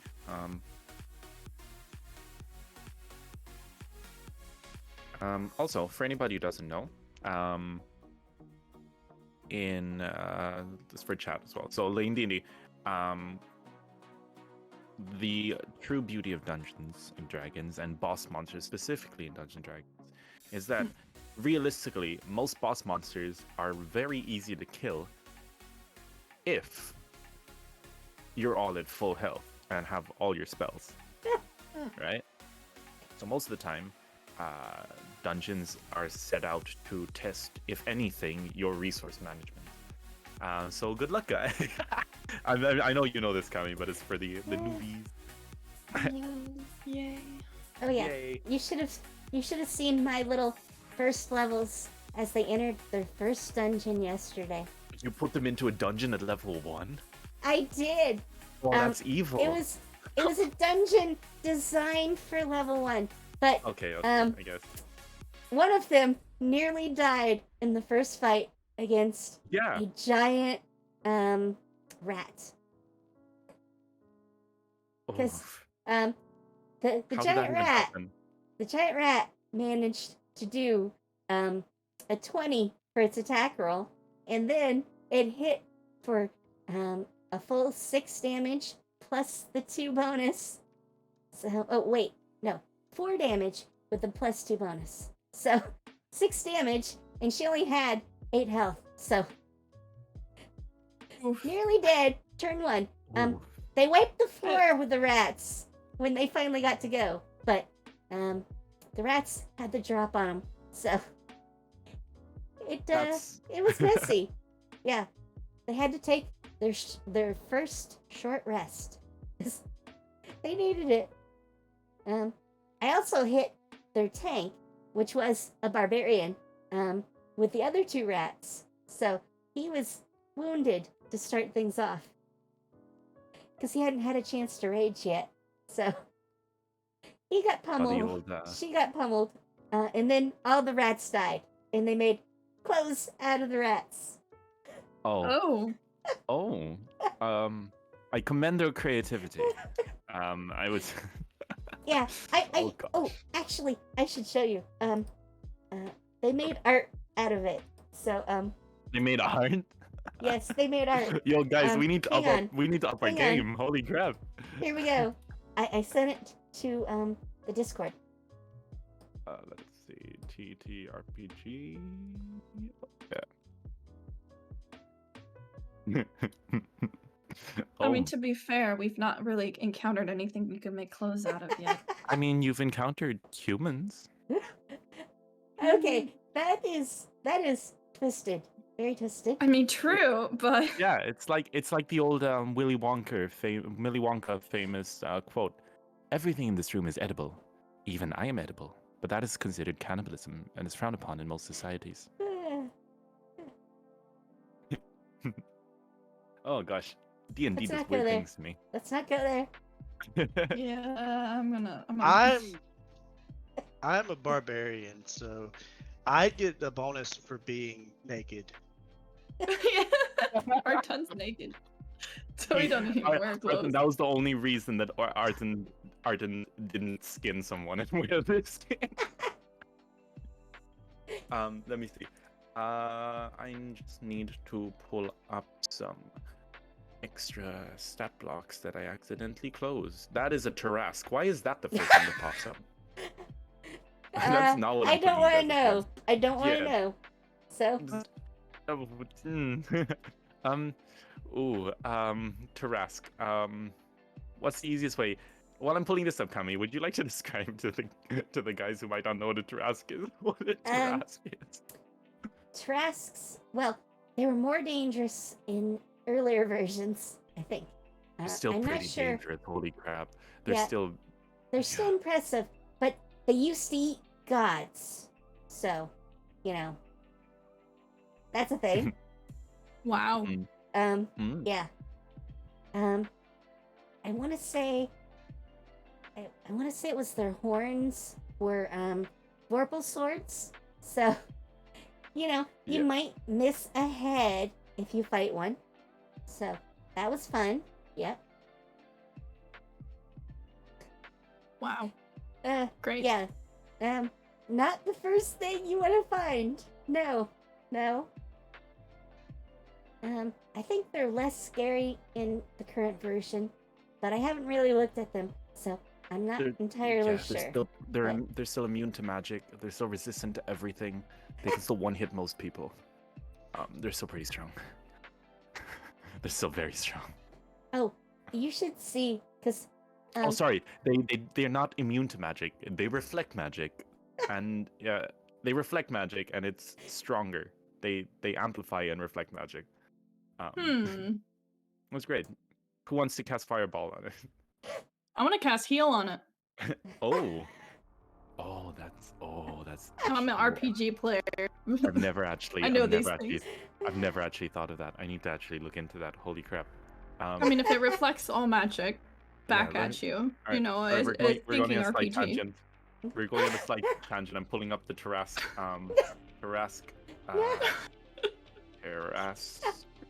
Stat block. I'm Okay. going to recommend you cast some sort of barrier magic to strengthen. Oh yeah, that like a shield. Is there a rather shield than a magic? heal. There is actually. There's quite a. Okay, here we go. Here you go. Let's pull this up. Of course, it's on Pinterest. Pinterest is. Yeah. Okay, let's just zoom in on this. In open image in new tab. There we go.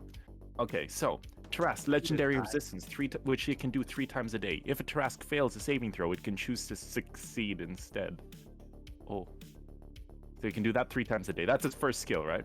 If the Tarrasque fails a saving throw, it can choose to succeed 3 times a day. Cool. Well, yeah.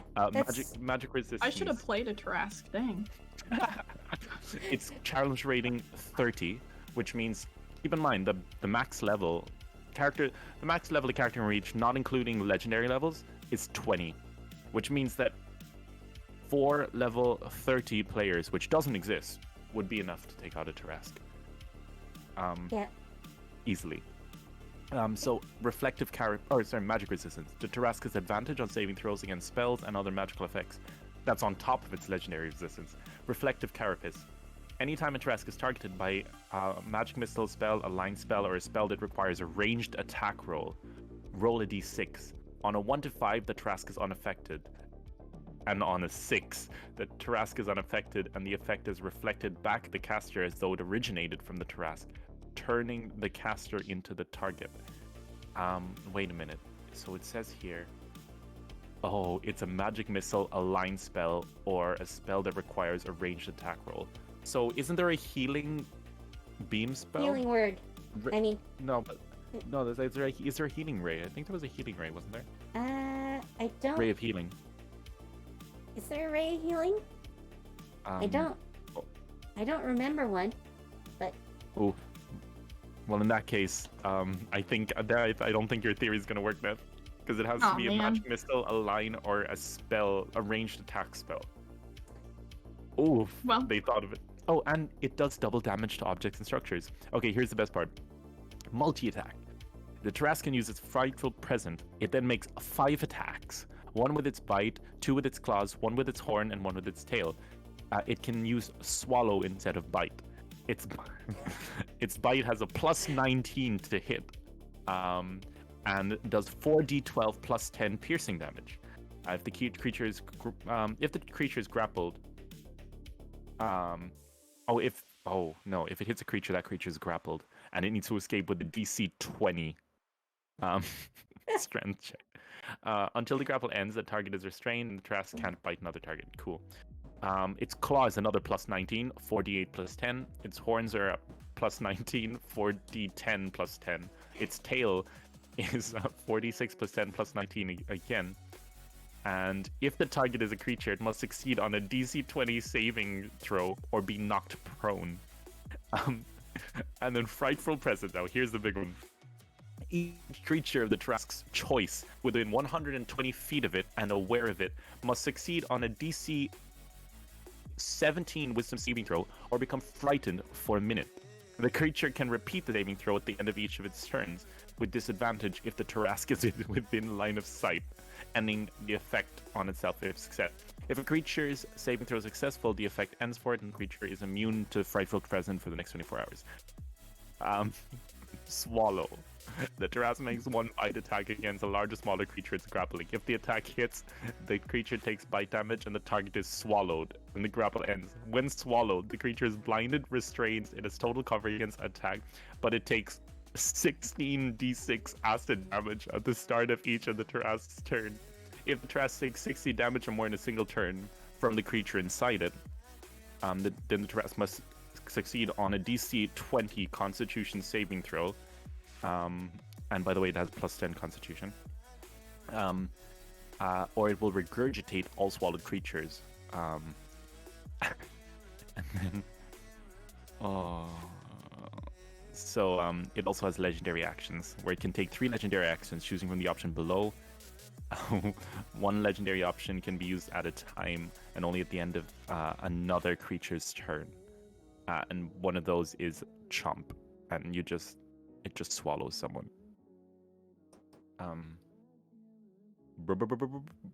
Broken. 16d6. Yep. Or if you want, it says if you don't want to roll, you can just make them take 56 damage. If you want, like that, I guess. Damn. That's the Tarask, and that's not what you guys are fighting yet. Don't Yet. even suggest it. I don't think we're even getting to level 20. Because it would take us like a year to get there. So, Yeah, I've been playing a D&D campaign for like 2 years, and I'm level 12. It was weekly. D&D character sheet, or not D&D character sheet. I just need to pull this up really quick. Where's my D&D Beyond? It's D&D Beyond. It's D&D. D&D. There we go. Because I have managed to lose it. But I believe I found it, actually. Cool.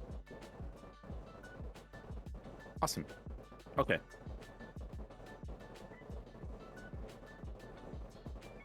so. Are you guys ready? Uh-huh. Yeah. Awesome. So as you guys enter the temple, Uh-huh. you guys... Let me just get... let me get a nice... There we go. That's the one we want. There's the ambience. I'm just gonna pull this up for ambience, but this isn't the actual area, and I'll try not to show too much.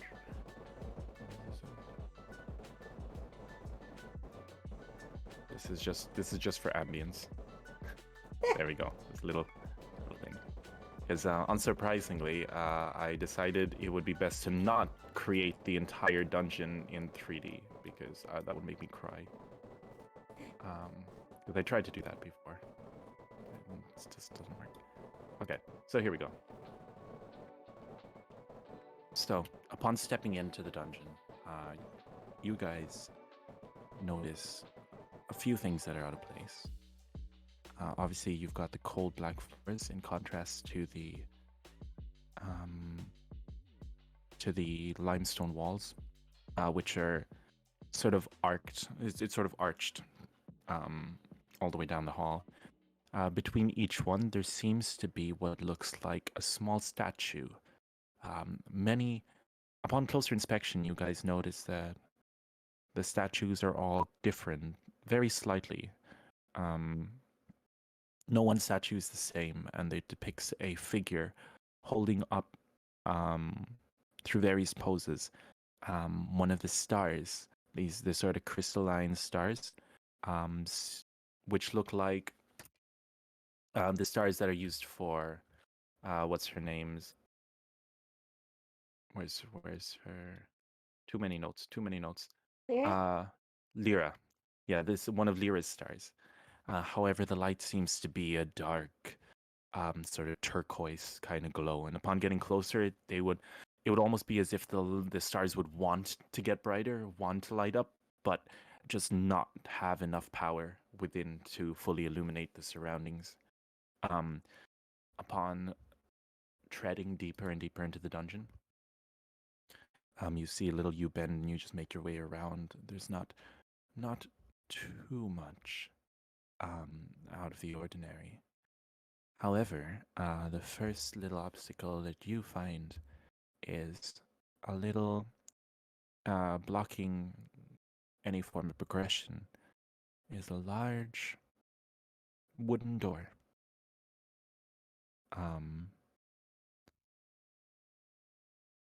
It's a door. Would you guys like to do anything? Maybe converse? Well, That's not a hint. Don't worry about it. I think you should probably look over this door. That's probably a good start. Look over the. Oh, you can't. It's totally like. I mean, look for like. Look at the door. Yes. Oh. Observe who it. who would like to roll their good old investigation?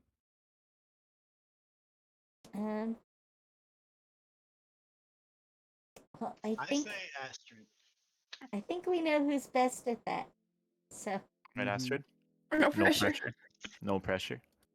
Give us that roll.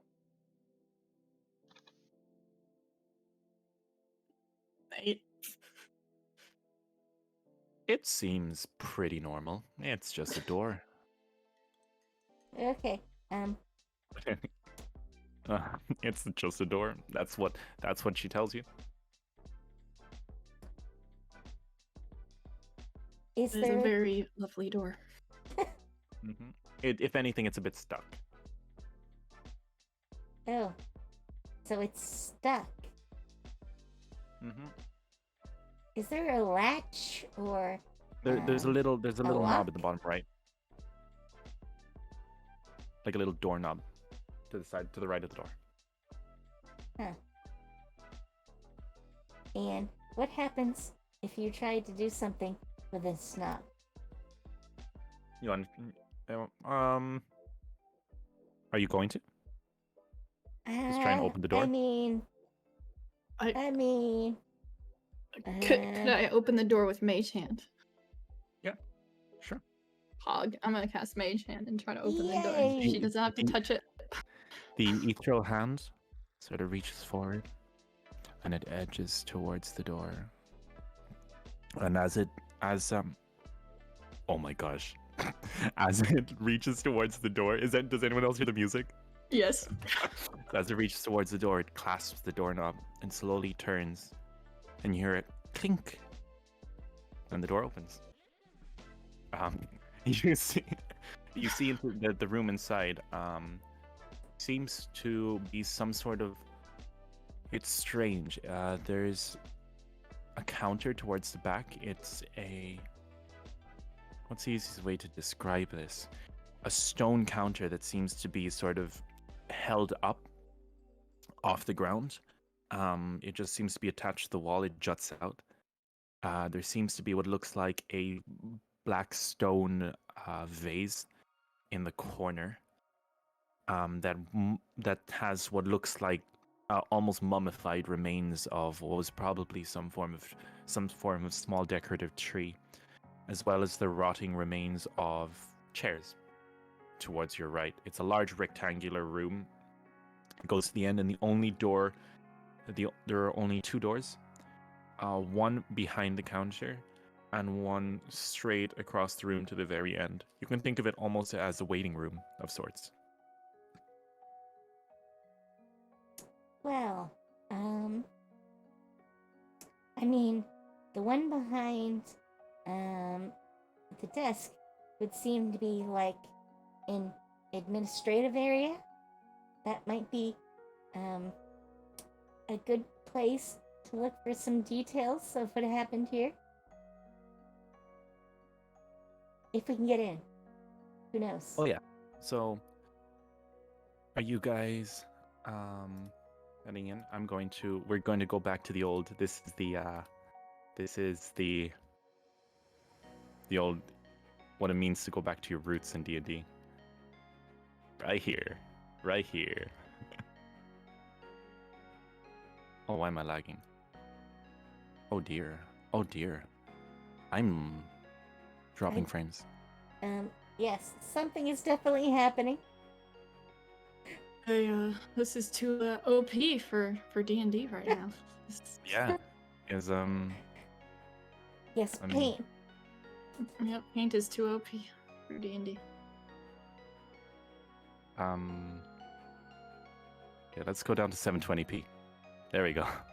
Maybe that's better. No worries. Oh yeah, no that is actually better. It just couldn't handle the 1080p of paint. worries. Yeah. So we're gonna just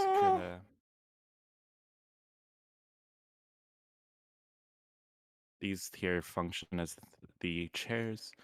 Right here is the little potted plant.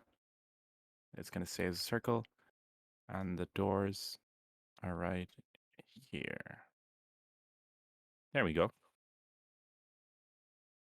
So you said you wanted to go behind the counter, Well, correct? I mean, it seems like that should lead to some sort of administrative area.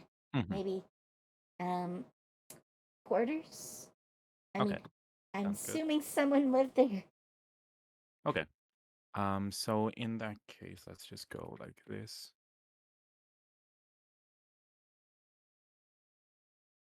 I shouldn't. That's fine. It's fine. I've never actually done this before. I've never actually, because I don't want to. So obviously my map gives away the entire map, and I don't want to do that. So we'll just do this. If you guys don't mind, it's not too crude. Oh, it's fine. So upon entering the room, you guys notice two things very quickly. The room seems to be piled. There seems to be two distinct shelving units. One towards the back that seems to have boxes of sorts. The one at the very back of the room.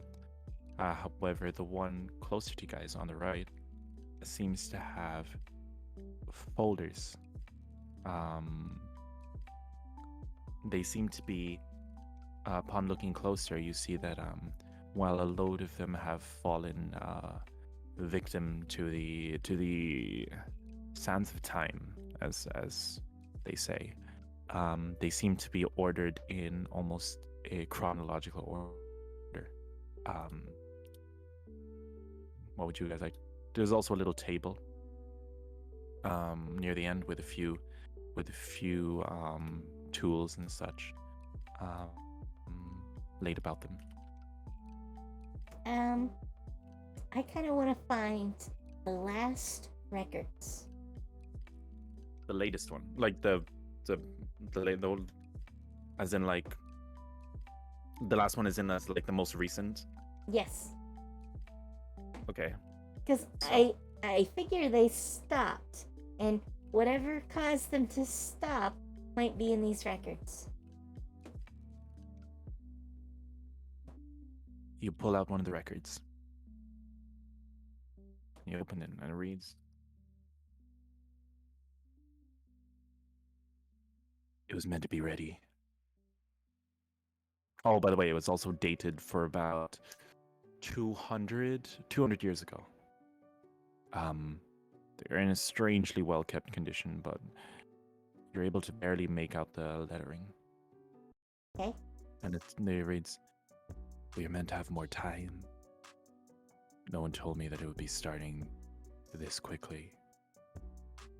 I don't even know anymore. We've been here so long.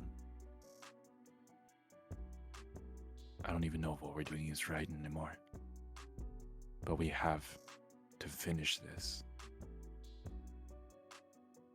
If we don't finish it, the higher-ups have threatened to seal us in. Apparently it's for our own safety as much as it is for the rest of the world's. I just pray that we can seal her in time." Seal her.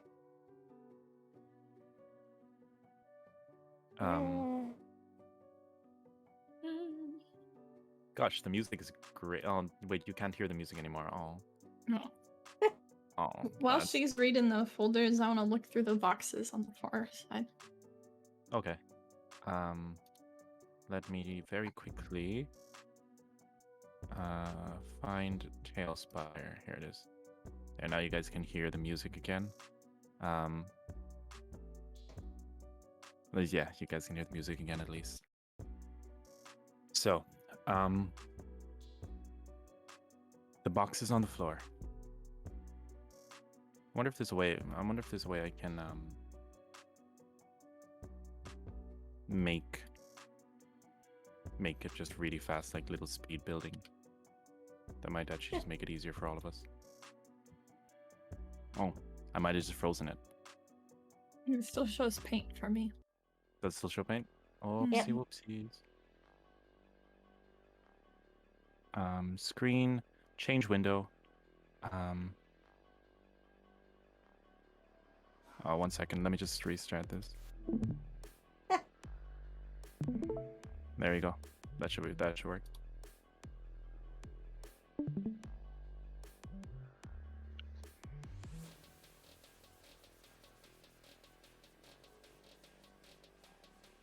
Is it working now? Yeah. Awesome. Yes. So this is what I'm going to use to briefly describe the room, if need be. Oh my Okay. gosh, the music! Yeah, it was definitely worth.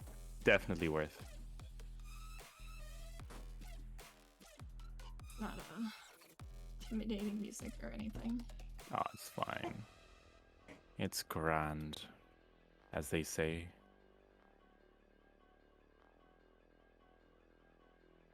There we go. That should be enough. So you said you wanted to go to the very back, correct? Yeah. I want to look in the boxes. So you look as you open the boxes. That's when you find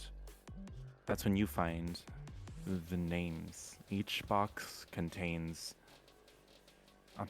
there's about 10 within each box contains is written sort of 10 different names. And within the boxes, you've opened them up and you find many different belongings. Clothes, necklaces, charms, most of them rotten. Just totally rotting. You find a few like teddy bears, some like toy cars, not cars, sorry, cars. you, you find some like teddy bears and stuff. It seems that Toy carts. Toy carts. yes, toy carts. But yeah, that's within each. Yeah, and you notice. Yeah, so there's about 10 within each, 10 names on each box, and there are numbers next to each name, and there are 35 boxes exactly. I want to look for the box that has number 1 on it. Okay, so you scroll all the way over to the first box, and the name that you see on the box,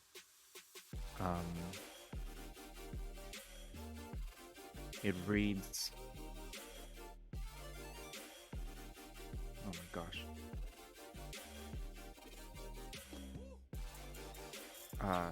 okay, there it is. Alice Lockhart is the name that's written on the front box. Would you like to open it? Yeah, I'm gonna open it. The only thing that you find inside is a silver necklace amongst a bunch of other rusted and not rotting but decaying material. Is a little silver necklace with half of a it seems to have a star on it. It seems to have but it's half a star. It's one of those necklaces that fits in with another one. So it's like half of one of the goddesses' star symbols. And at the very center, there seems to be half of what looks like a blue sapphire embedded into it. Obviously, the other half most likely being in the other half of the this little necklace.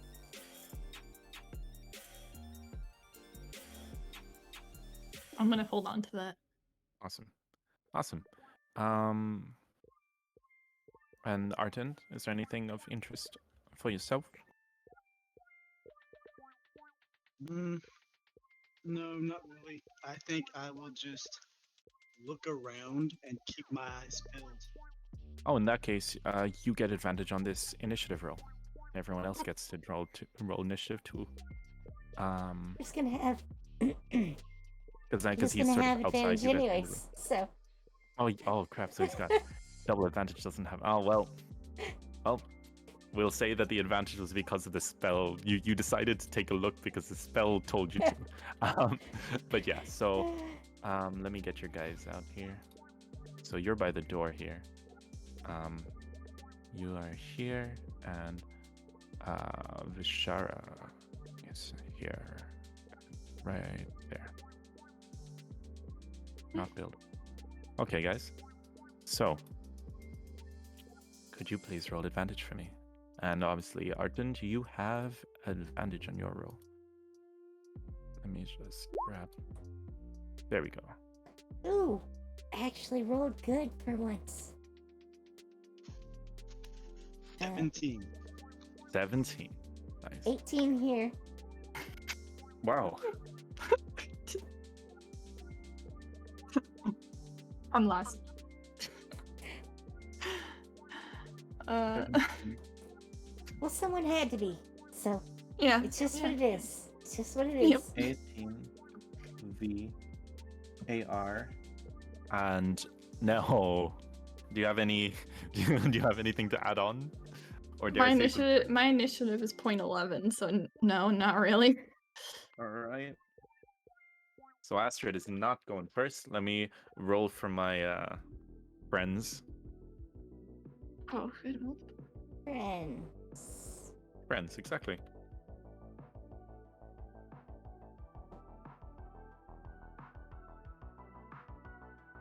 Doom, doo doo doom, doom, doo doo doom, doom.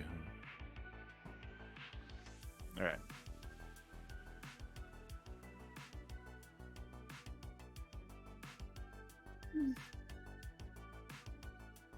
My D20. There it is. Oh my gosh. Okay, that one wasn't bad. So this one.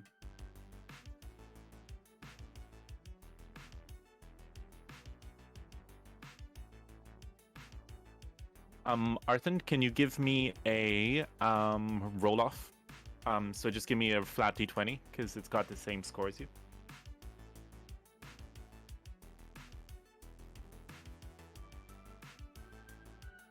15. 15. Okay. So, as you guys turn around, Arten, you are not particularly interested in what's happening in here, so you take a look out the door, and what you see out the door is a creature that seems to have pulled itself out of the flower pot from the corner of the room and now begins to ooze towards you, almost this mass of mangled flesh. Oh no. That's not that big, don't worry. I mean, if it was hiding in a flower pot, I'd assume it wasn't that Yeah, big. it's not that big. Oh, it's not that small either. Oh. Can I? No.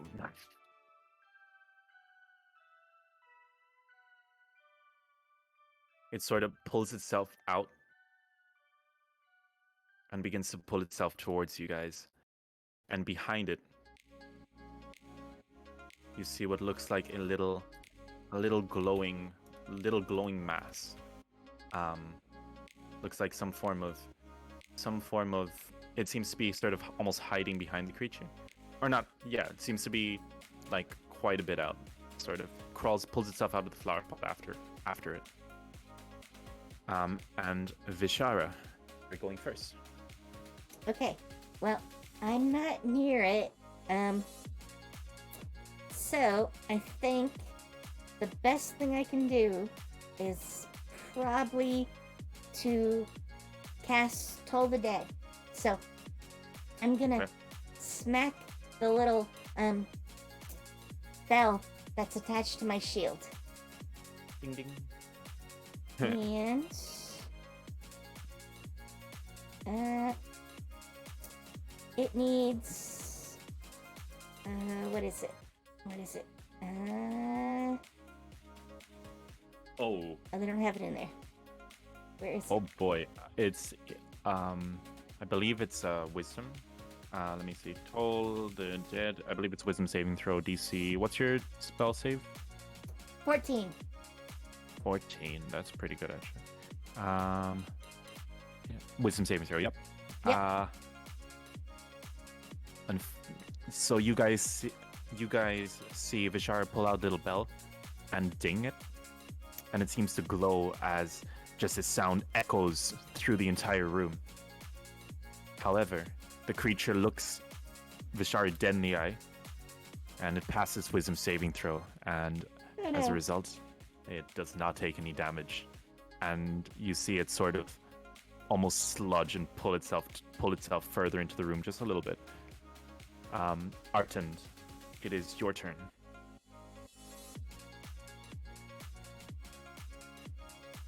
Okay.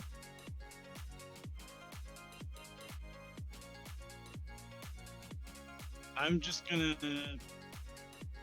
just a standard great axe attack. Okay. So I want you to on roll the to hit. meaty flesh, Mhm. not the glowing flesh. Okay. So I want you to roll to hit. That's your D20 roll.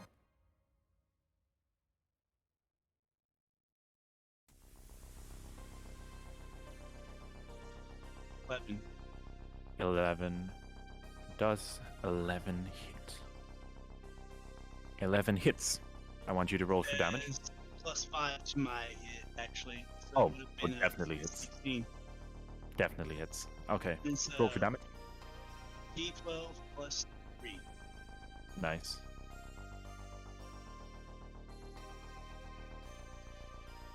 Oof. Oof. I rolled a 1, natural 1. That's Yeah. 4. So you see, so you guys see Artand towards the creature, lifting up his great axe and just holding it firmly over his shoulders. He slashes down straight across this massive flesh. However, the flesh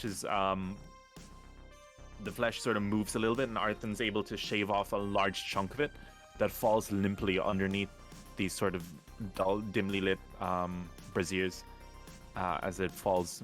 However, it looks up, and it seems to, you see a mouth appear in it, this toothed grin with about a lot more teeth than any one creature should have.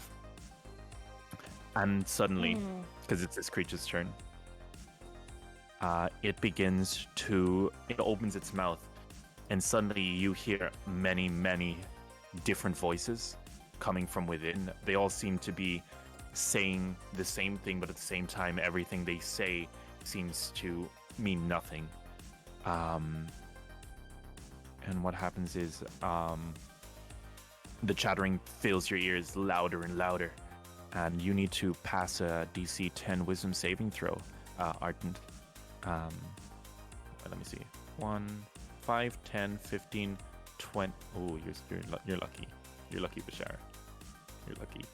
But yes, Artand, I want you to roll your wisdom. I don't see my wisdom. Oh, negative It's one of the bigger stats. Oh, okay. Big stat. That'd be 9. You rolled a 9. Negative. No, You that's gotta not supposed roll it and then remove your 1. to be. And it's a D20. Mm-hmm. Yes. 4. Oh no. Oh no. On a failure, the creature can't take reactions till the end of its next turn, and rolls a d8 to what it does during its turn. So you basically think of it as a stun, but far worse.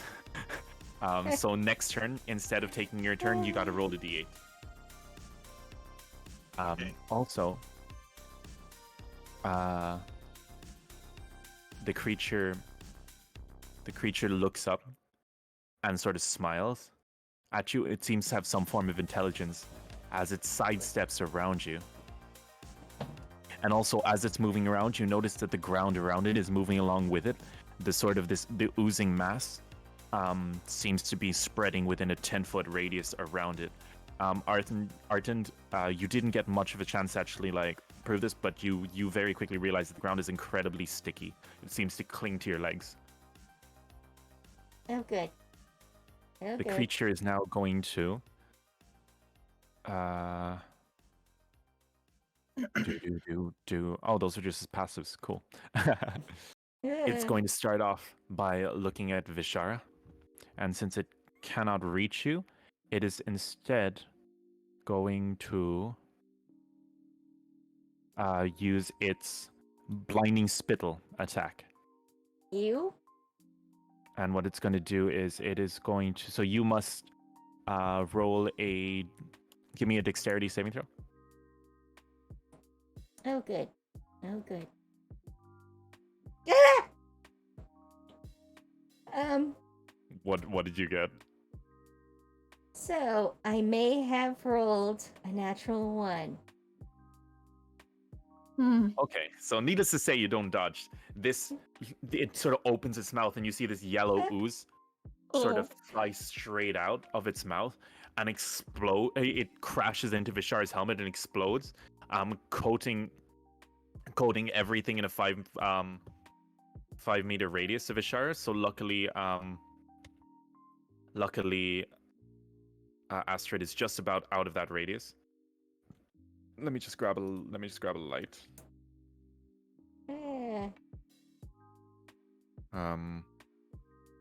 Okay, this just gonna be a, and it just illuminates the area around. However, Vishara, because this hit you straight in the face, you are blinded until the Mouther's next turn.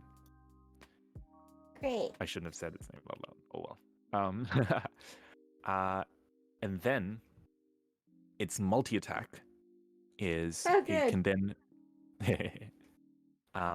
it's going to turn around, and Artand, you sort of see a mouth form behind it, and it's going to try and take a bite out of you.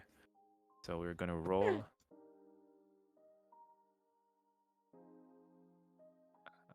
This is where I roll the D8. AC is 6 plus. What's your AC? 14. So it got 6 plus 2. It tries to clamp down on your arm, but your wrist guard, or not your wrist guard, sorry, your forearm guard is just too tough for it to break through, and its mouth sort of opens back up and recedes back into the creature's body. Okay. It is now Astrid's turn. Surprisingly enough, the little glob boy rolled lower than you. Wow. Okay. Can I try to hold down one of these bookshelves and use it as a barrier? You want to pull it and then use it as a little barrier? Yes. Okay, give us a strength roll.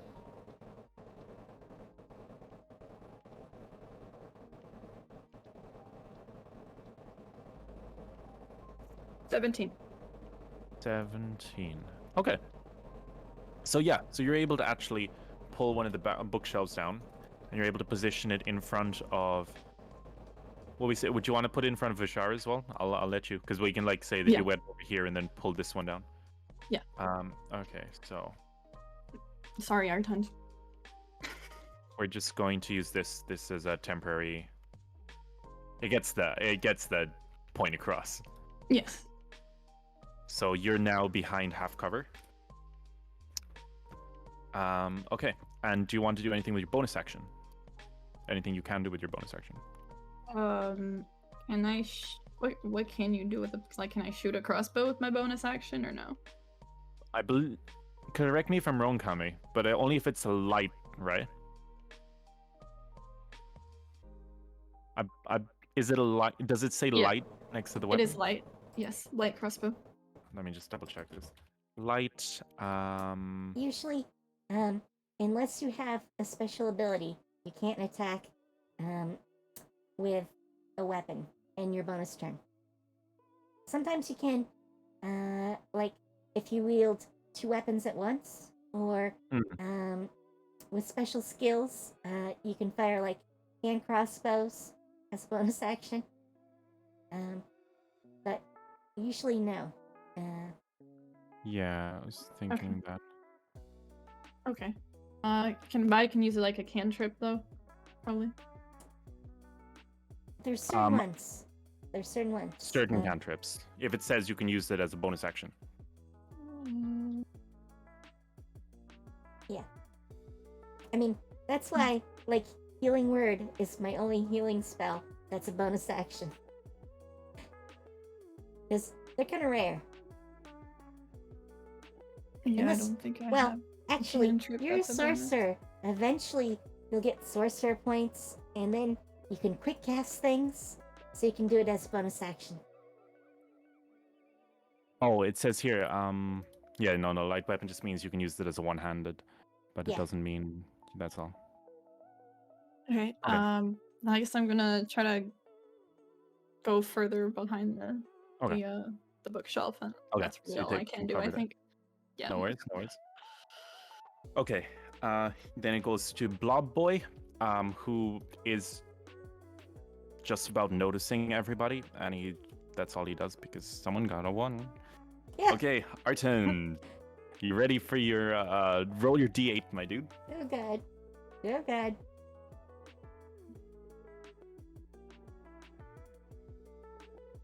Seven. On a 7 or 8, the creature makes a melee attack against a random creature within its reach. Yay! There's Yeah, only that's one the only creature. one So that's creature in the his only- reach. That's the only creature within its reach. So, Nice. could you please roll to hit?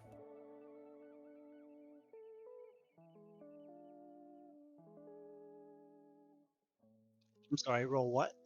Roll to hit. Roll to hit. Okay. Your character has, yeah.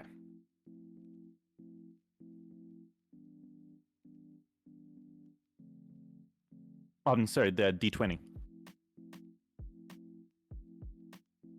14 plus 5, so yeah, it'd be a definitely. 19. So you see Arton just sort of flailing around. He's kind of holding his head. He's like, you can see this visual panic on him. Arton, you almost have no idea what you're doing, and you just lift up your axe and bring it slamming down. You feel it connect with flesh, and you are trusting the axe. And I want you to roll. Actually, you just rolled for damage, and no, you didn't. Can you roll rolled for a damage? hit. Damage on the great axe. I believe it's, what was it? Is it the D12? A D12 plus 3. Yes. 12 natural. Like, Oh that's my what god. it is. So, 15, right? 15. yeah. So you see the axe. You feel the axe. You feel it connect with something, and you just drive it straight through. You hear a loud coming from the creature as your thing does a crap ton of damage. Is what it does. Can you make that sound one more time?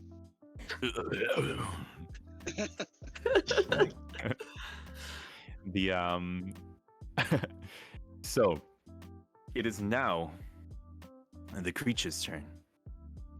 Where was it? Was it here? There. So 1.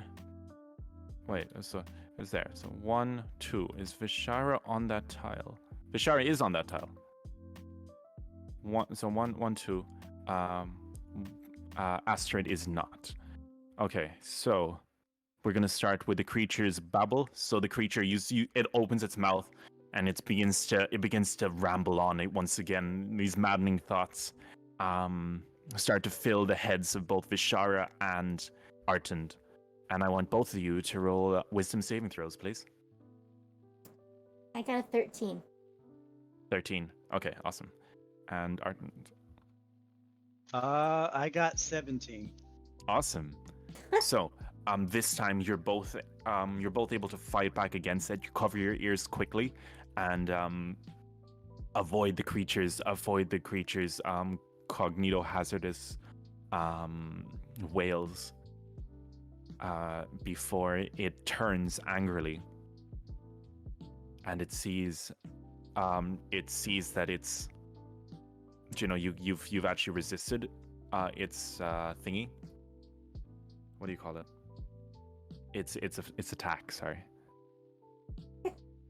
And what it's going to do is on the ground, difficult terrain. A creature starts turn there to make a. Oh, sorry, I forgot. Could you also roll a strength check for me, Arden?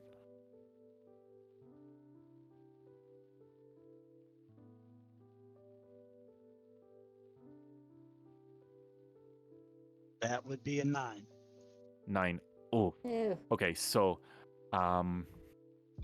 okay. So I'll remember that. But for now, the Mouther is going to turn around the creature, and it's going to attempt to bite down on you once again. And that's going to be a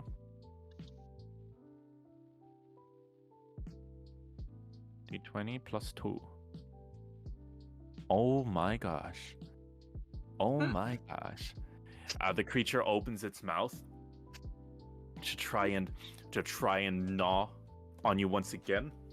However, oh my gosh, I got a nosebleed. Oh well. However, you're able to lift up your arm guard once again, but this time, it slams down with such ferocity that it actually shatters some of its teeth as it sort of reels back in agony, and it's going to take 1d4 damage. And it takes 3 damage from biting too hard. It sort of looks at you and growls, and it just goes before it attempts to move closer to Vtuber and Astrid. It is now. Oh, sorry. Did we skip your turn, Vishara? Yep, Yeah. We did. It's your turn, Vishara. Sorry. that's okay. I was gonna wait and hold my action until I could see again. So Oh, okay. now that I can see, Oh, yeah, that's probably safe. I'm gonna toll the dead again because it's annoying me. Okay. And Toll the Dead. You pointed one creature. You can. Oh. Uh-oh.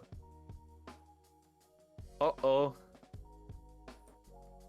A blinded Uh-oh. creature can't see and automatically fails an ability check that requires sight. But She but she that's the shouldn't be thing. blinded now, though, right? Because No. of the mouth or It thing. will. Yeah, It's actually, turn. sorry. You Yeah, said it that's- took it off once of its That's turn. true. That's true. Okay, that's fair. Yes. That's fair. So, I roll Wisdom saving throw, and that's a 14, correct? Yes. It fails. Yay! So you may roll your I damage. did, and I got a 10. So Ooh. And oh, nice.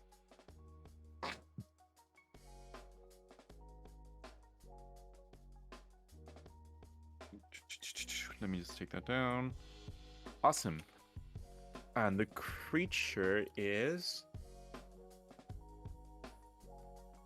still looking okay. It is now Astrid's turn. So you see Vishara lift up her belt and just clang it, and this time the creature reacts violently. It sort of squirms in pain as you see like little boils on its face begin to bubble and burst. And it sort of like limps, it sort of slumps over weakly in response. Okay, now it's Astrid's turn. All right. Let's see. Can I use the prestidigitation to clean the ground underneath Arton? It's a good question. Each creature says.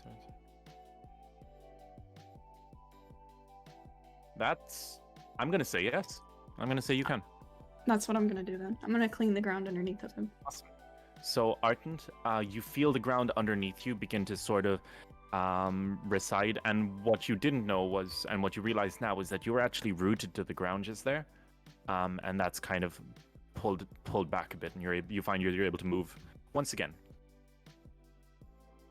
Awesome. Okay. And I'm gonna back a little more if I can. Okay. Let me. Awesome. All right. So, and with that, it is now the turn of this little blobby boy. So what he's actually going to do is he's going to dash 1, 2, 3. Oh, wait, 5, 10, 15. 5, 10, 15, 20, 25, 30, 35. Oh, he didn't actually even need to dash, but he doesn't have any other actions. So you just see it kind of crawl up on the table, and it just looks Vishara dead in the eye, and it seems to be breathing lightly. That can't be good. That can't be good. It is now Arten's turn. Actually, I think.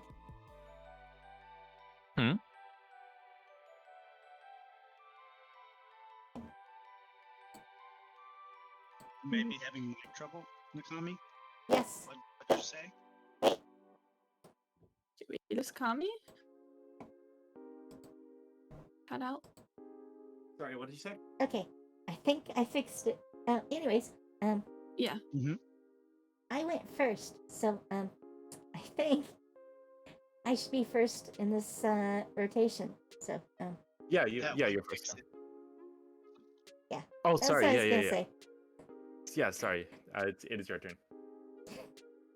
Okay. I don't know what the thing staring at me is, but I'm going to do the normal thing you do when something suddenly rushes you, which is smack it.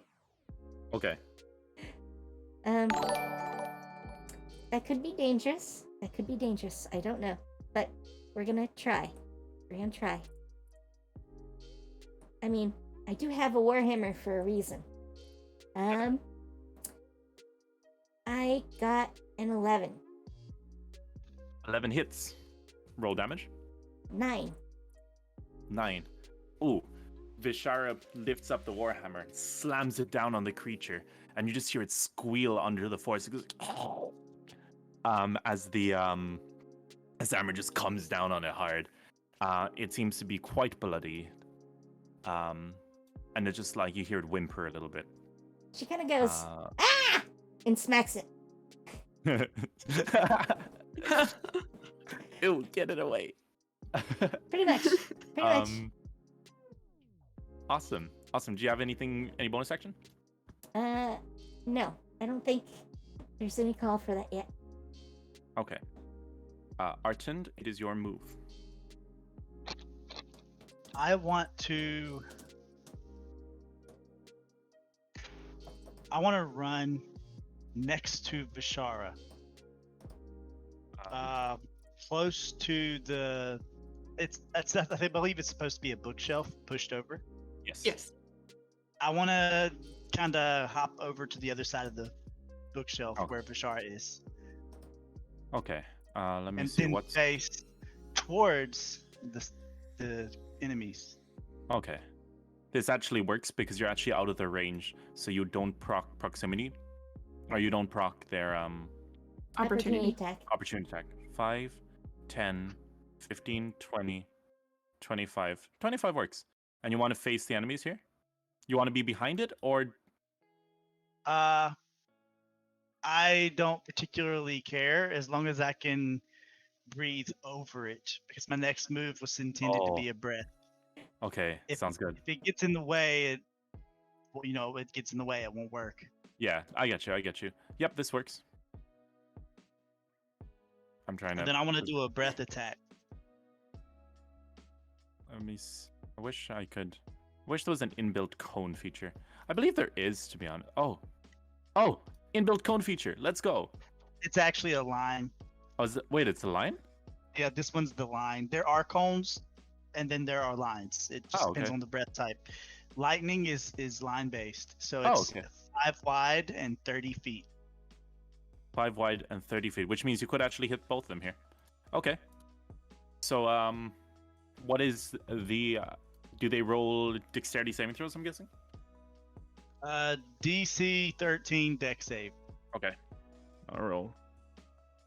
The bigger flesh gets hit. And the smaller flesh... Oh, boy. Oh, he a fast boy. So the smaller flesh got 20. And he's able to... He's able to just barely sling, just goes past it. However, you guys turn around and you see Artend opening his mouth, and you just see the easiest way to describe it is a freaking... Do you know the rail guns? Do you know how like they sort of charge up and you see like purple particles just like entering his mouth, and you just see this like these energy just crackle just within his mouth as he just fires a beam of lightning straight through just over the shoulder of this creature, but it's still sears it badly. What's the damage? 2d6, and I rolled a total of 4. Oh. Oof. Oof. It's fine. I was hoping it would be AoE. Doesn't It would have been half AoE, damage? but this one got a 20. Oh, so D20 is no damage at all. In this case, no, I'll give it a bit of damage, to be honest.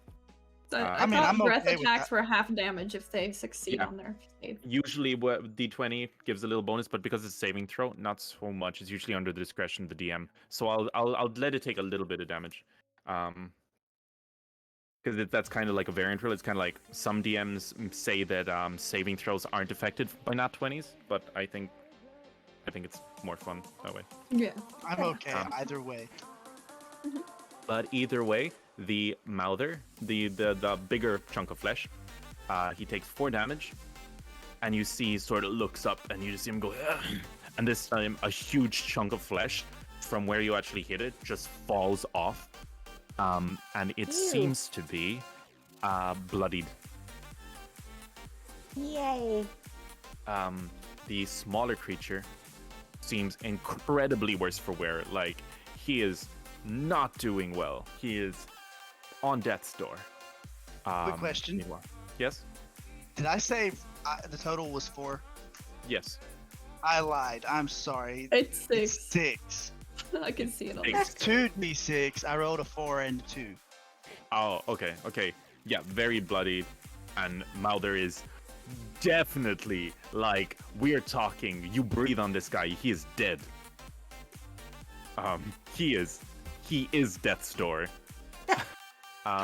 Okay. It is now the Mouther's turn. And I would like... wait, let me see. 1, 2... Astrid's still safe. Vishara and Artend, I would like both of you to make a wisdom saving throw. 18. Vishara passes. 8. 8. Yes. 8. Artend does not pass. Figures. Wait a minute. Oh wait, the Gibbering Mother goes after Artend. Never mind. Yes. Okay. So you do not pass, and suddenly you guys look and you see Artend sort of clutch his head again as the laughter and the voices begin to fill your head once more, causing you to almost blank out in panic. And the Mouther is going to look at you and it's going to smile. And what it's going to do is it's actually going to turn to the creature to the right of it. It's going to walk onto the table. Oh no. Oh no. And you suddenly see its mouth open Oh no. as it swallows the creature next to it. And suddenly you see that you see it sort of glow green slightly before part of it begins to regenerate. Oh no. And as well as a familiar yellow spittle that begins to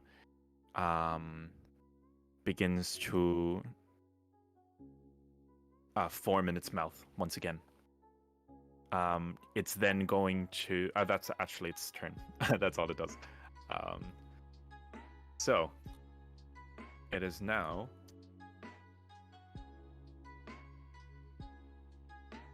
Astrid's turn.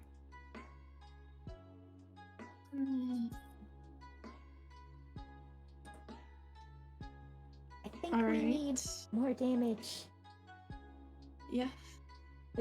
I am going to also use my breath weapon attack on it. Okay. Is that DC a 11 dex. is it a cone or is it a line by any It's a chance? line. Okay, that's fine. So DC 11 Dex. Mhm. We will roll. That's a 19. So it takes half damage. Okay. Ah, 2d6.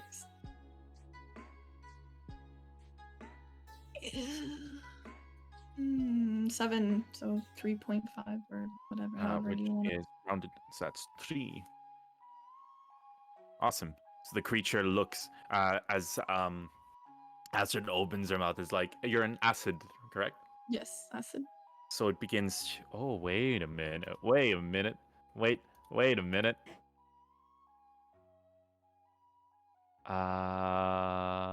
No, never mind.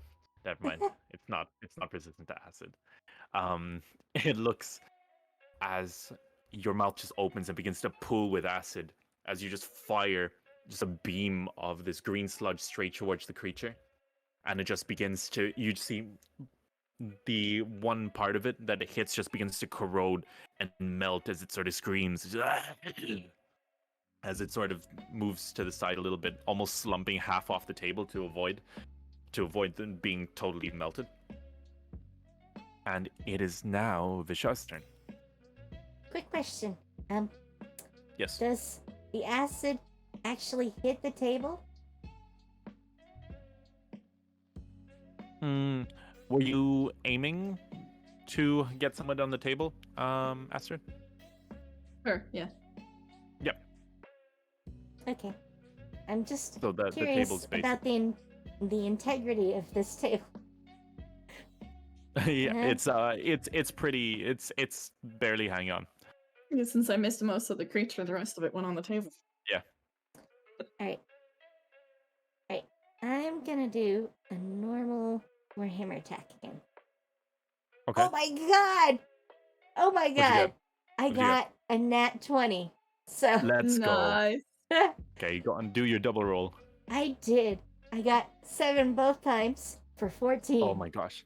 Heck yeah. 14 damage. Awesome. And did you add your modifier? Or not? That's with all modifiers. So Okay. Awesome. So, suddenly, so are you both attacks on the creature? Yeah. Okay. So the creature looks up, seeing that it's just avoided the beam of acid, and suddenly a large warhammer comes crashing down on the creature as it squishes up against the table. The table sort of cracks under the weight and just like sort of just breaks, and the creature just falls to the ground. And as it falls, suddenly another warhammer comes crashing down, like hitting incredibly hard. You see bits of flesh fly across the room. ew. And then I believe it is quite bloodied. It is very bloodied now. Yes. However, it is now the turn of Artand, who must Oh, no. roll a d8. Oh no. Oh no. Ah. Ah.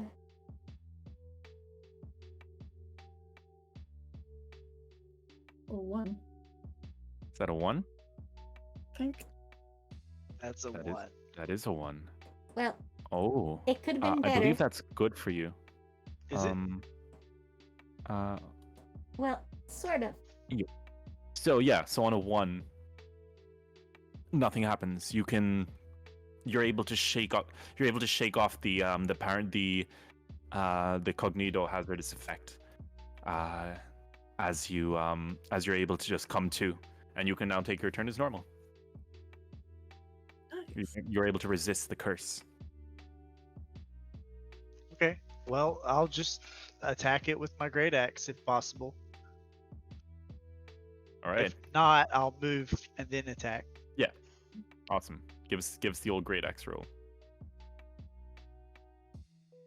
Finish it All off. right. So I wanted plus turn. 5 to hit. Turn. God, friggin' turn. He's just gonna use his big old beefy tail to hit. Yeah. 15 for the hit. 15 hits. And 1d12 plus 3. That'd be 5, 6, 7, 8. 8. Awesome. Okay.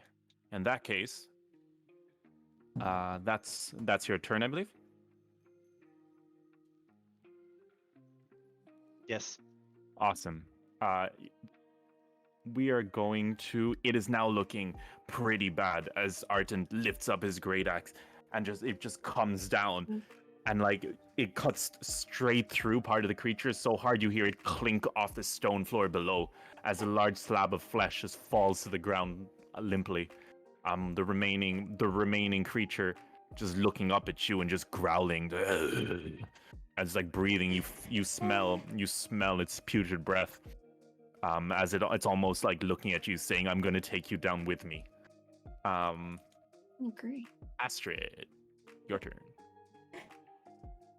Oh, all right. I am going to pull out my crossbow and I'm gonna shoot this thing. Awesome. Roll to hit. Oh wait, it's not your turn. Sorry, it's the Mauder's turn. I was gonna say, wait. Yeah, I'm looking. It was weird. Like, why am I going? I'm straight up looking at the thing, and somehow I'm failing to read it. There's 4 names on this damn sheet. You're fine. Go ahead. Okay, Go ahead. it is the creature's turn. So we will start off with Vishara and Arton rolling a wisdom saving throw. Well, it's a good thing I have advantage on wisdom saving throws, because I got a 10. 10 flat. Like Um, is 10? Well, the like, actual roll is a 4, but with my bonus of 6, that's a 10. Okay, you still fail. 14. And Arton passes in a surprising turn of events. So Arton, you're able to resist the curse this time. However, Vishara, this time you begin to fall prey to its maddening effects as you sort of clutch your head as your mind goes blank for a split second. Darn it, Spirit. It is now. What are you doing? Astrid's turn. It is now my turn. It is now. Oh no, it's not. It bites. I was gonna It bites Arton. It's gonna bite somebody. Gotta bite someone. 17 plus does 19 hit. Holy snot. Ah, Arton. Does Yeah. 19 hit? Yep. Yes. Holy crap. 14 hits. My armor class is 14. Yeah, Okay. 19 definitely hit. Firstly, you're medium. Yeah. So I want you to roll a strength saving throw first. oh, God. Okay.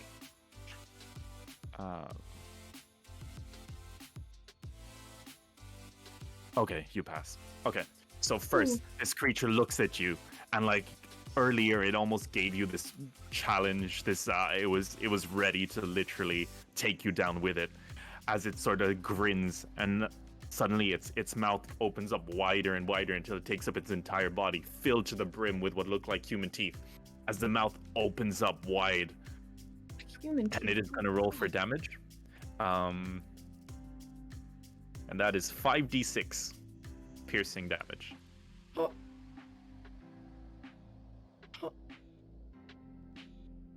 Oh my god. That's so unlucky. Holy crap. 55545. 9. Well, Arton, you. 4. Oh my god. Arden, 20. you take 24 damage. I have 1 health point. Oh my What hit- god. You see that the creature opens up its mouth and it clamps down hard on leaves. Basically, it even leaves some of the teeth inside, all the way down from your right shoulder, all the way down to like around your right thigh, and just this big bite mark. And like it pulls back, and like flesh and teeth are just left dangling from the wound. You're in very, very bad shape. And then the creature is going to turn, multi-attack, use Blinding Spittle on Astrid in the back. Oh, no, no. he can't actually because Vishara is blocking. Yes. I guess it's hitting. Yeah, okay, Vishara, roll. I'm sorry, Vishara, but thanks. It's okay. Roll a Oh no. dex saving throw. That was a Wait a minute. 7. Wait a minute. Oh, you're not actually blind, so that's fine. What did you get? That was a 7. This just went from like it was in your favor for a split second. The spittle crashes into Vishara's helmet and explodes, and and because of that, first of all, Vishara is blind, and Artend, can you make a DC 13 saving throw? Or Oh, sorry, no. can you make a dexterity saving throw, please? Yeah. By the way, I'm not sure if it has any effect, but I have Danger Sense. What does that do? Advantage on deck saves against effects you can see. I haven't even Yeah. mentioned yeah. that this entire campaign. Oh, So, oof. I I'll think- remember that. I think this But I is think- your first dex saving throw. So There was Yeah. one when you guys were fighting the zombie inside the city. Oh. But that's the only other time. okay. That was so long ago, though. Yeah, I get a but lot of them, but you haven't done so many. And this time I'll count it as you seeing it, as it's like a secondary effect from it hitting Vishar. so I shouldn't have rolled a single D20. You can roll another one and just take the higher one. Okay. Oh, Let's you are also see. blind. My dex mod is +1, so that's 10 and 9. Unfortunately, it's not enough. The spittle crashes and like you turn to the side, you hear it hit off Vishar's armor, and suddenly it splashes in your eyes as well. You are also blinded. Oof. In a daze, Vishar's gonna call out, Astrid, it's up to you! It's up to you! Oh, okay. All right, you heard her, Astrid. It is up to you. All right, time for the crossbow, I guess. All right. See if Good I can shoot this thing. Rolling to hit. Mm-hmm. Uh, 8. Plus. Oh, 2, so that's a 10. It hits. Ah! Yay! Roll damage. Oh my gosh. Damage, 1d8. Piercing, okay. Come on. 4? How would you like to do this? Yes! Oh, heck yes! Yes! Can I just like shoot it in a way that kind of just like tears its mouth apart? Something Yes. like that. Yeah, let me So do that. you see the arrow fly across the air, and it just connects and it begins to enter the creature's jaw. However, it's stopped by something hard, probably a tooth or something, as it continues to then push, carrying a large chunk of mass with it. And you just see the bottom jaw of the creature just pinned to the wall, as the rest of it just falls down limply. It is now dead. You guys have Heck defeated yeah. it. Ah, yeah. Yay! All right, I'm gonna Uh, clean um, everything, and so nobody's blind anymore. Yep. I'm Cool. basically dead. Wait, I gotta do the Oh yeah, yeah. I did. Good. Nice. Okay. Maybe it's time for a medicine. Does anybody have any form of healing? Oh, Cure yeah, yes. You have a wounds, freaking yes. cleric. Um, Oh gee.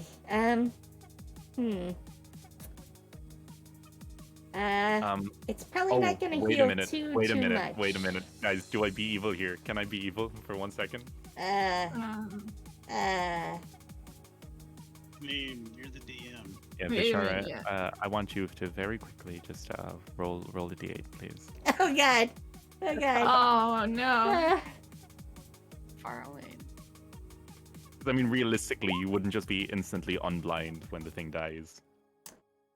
Well, If I were to, I mean, I casted the but it would have that been doesn't like poison after, them, is because it? the Oh, yeah, true. So, I Mhm. rolled a 6. So, Oh, okay, 6 is fine. No, you were so yeah. like I freaking taking out apparently- Arden.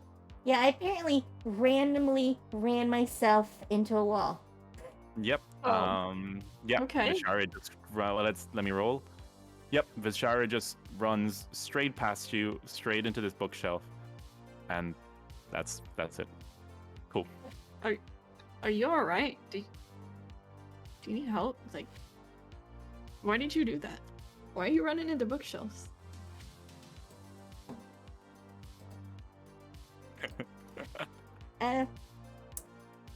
Yeah. Things in my brain. Not good. Oh. Not good. Whoa. Whoa. What? Oh, Whoa. that's not what I meant to do.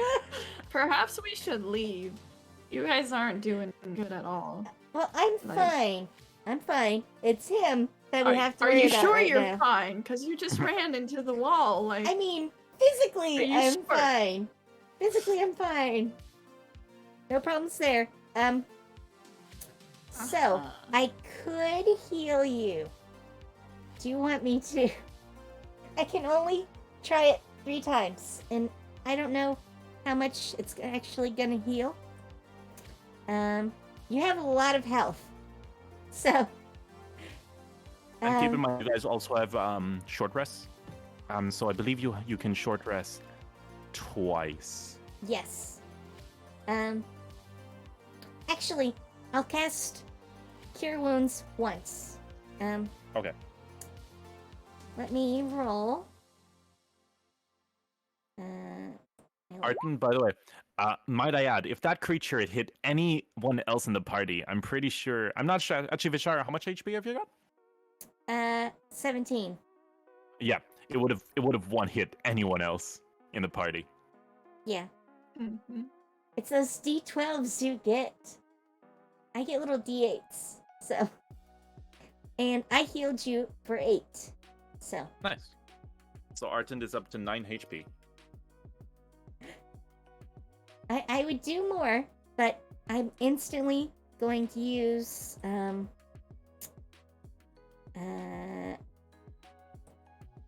Harness Divine Power and gain back my spell. So Oh, nice. That works. yeah, that's why I'm willing to just toss out one. But you'd never know when we're gonna need some more healing, and that's my only healing spell. So yeah. Let's save those if we can. Fair. Awesome. So, with that encounter done, we could end it here if you guys want, or we can go ahead a little bit more. It's up to you guys. I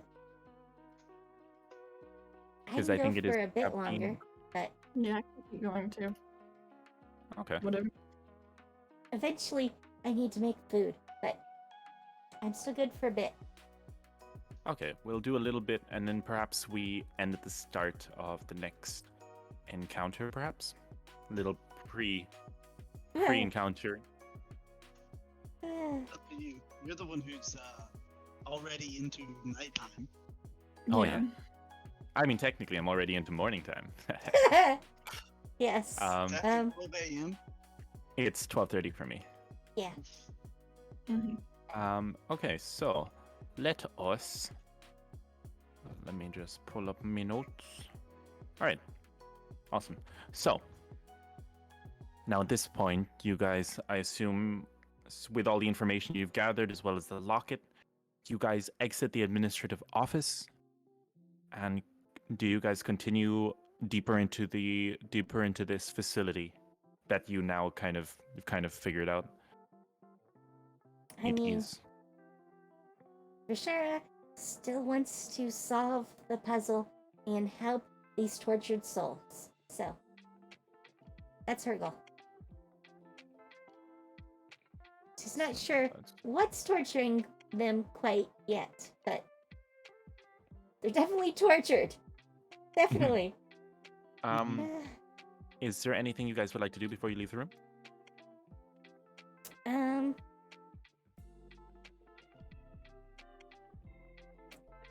I am kind of curious about what came right before what I last read, but seeing as how the bookshelf is now on the floor that I was reading from. I'm covered in acid. Yeah. Oh, my bad. Probably can't do that. So, yeah. That's fair. Okay. So, you guys leave the room. And now we go back to zooming into the floor for dramatic effect. There we go. Dramatic effect. Beautiful. You guys leave the room and make your way to the through the main door into the facility. You guys walk down and you notice that the what was once the limestone walls have now completely been replaced by this dark sort of basalt, polished basalt finish all over. So now the entire both the floor, the ceiling, and the walls are all made of this dark stone. You guys continue further in, and suddenly you find yourself at a T-junction, in want of a word. A simple left or right. There seems to be a little bit of some scribbles on the wall up ahead in between, but apart from that, you don't see any other form of anything in particular of interest. So, can we try to, perceive down these, hallways and find out? I have 300 feet vision. So Yeah.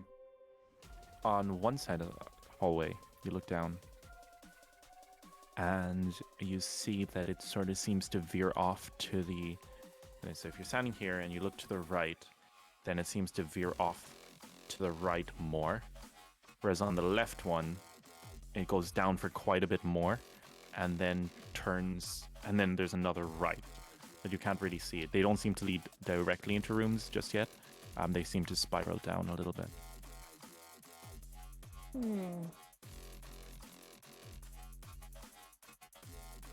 I kind of lean towards the right, but what do you guys think?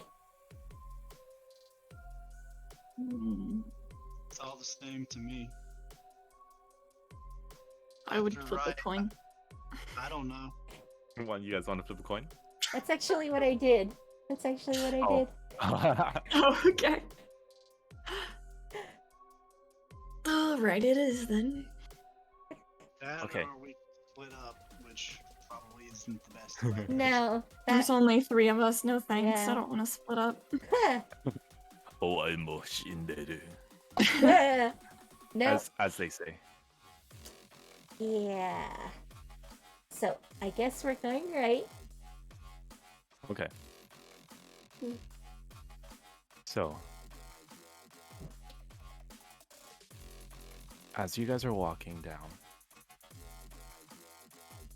you guys notice something on the wall to the left. Actually, no, sorry. Do you notice something on the wall for left? Roll perception to find out.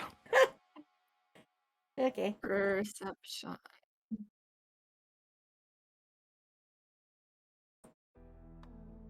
21. Nice. Mhm. Arton?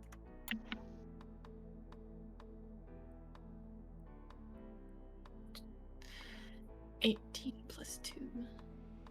So you got a natural 20.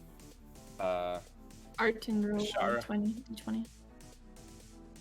I had the 21. Oh my gosh. Okay, so you 19. you where's this when it's like like an actual like important role? Like, Right? what the heck? I can only Um, roll on the unimportant shit.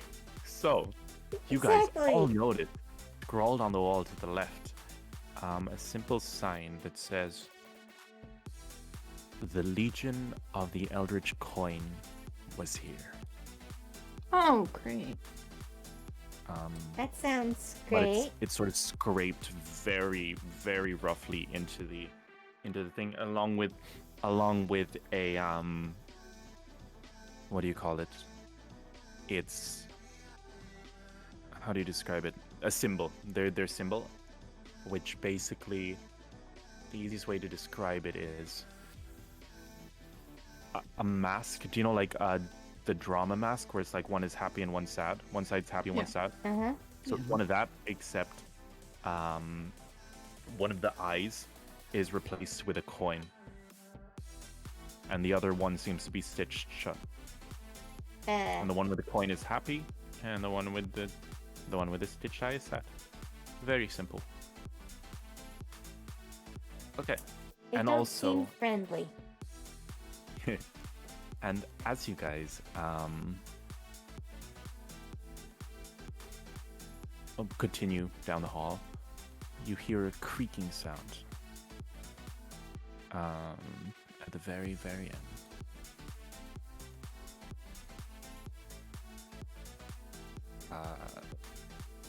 Would you guys like to continue?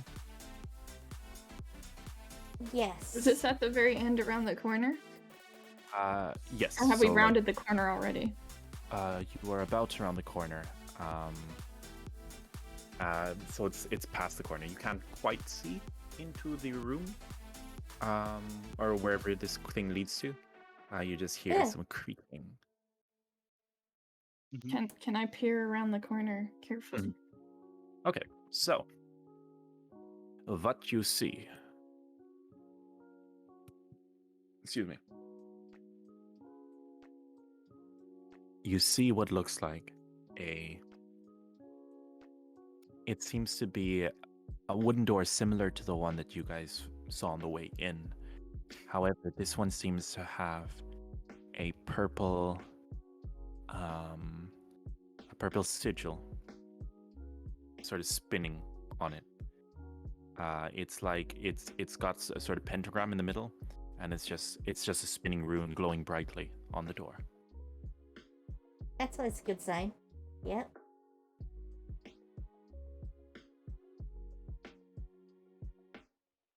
Do I recognize this from anything? Would you like to roll Arcana? Okie dokie.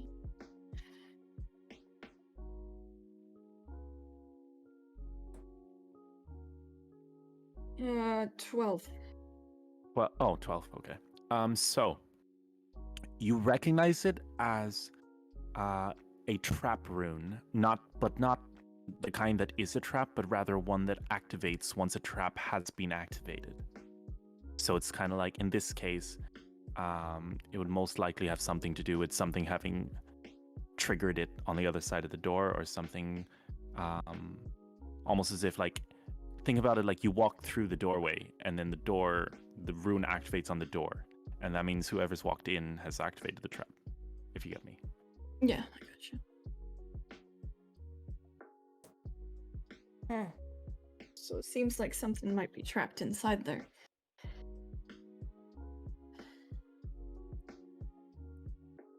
Oh, curious question. Can I still sense magic? No. I Okay. believe it only lasts for a minute. I don't recall. So, Yeah. I'll double check, but I actually, do believe. up to 10 minutes, but And still. then, oh yeah, it's probably. The battle would have taken. Okay, if we do the math, I'll say it's been 10 minutes. It's definitely been 10 minutes because Yeah, that was probably. while you guys were outside. Yeah. Okay. Just curious. No worries. And also, it's concentration, right? So you Yeah. used your cantrip.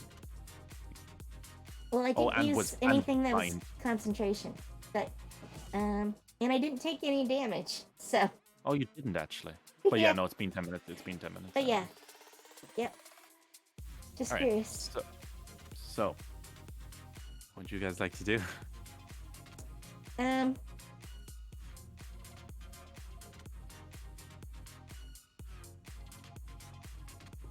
I mean, it's obvious something is in there. I think. But you never know. I mean, this could be a good thing for us. I mean, the note suggested that they were doing something and might have been locked away.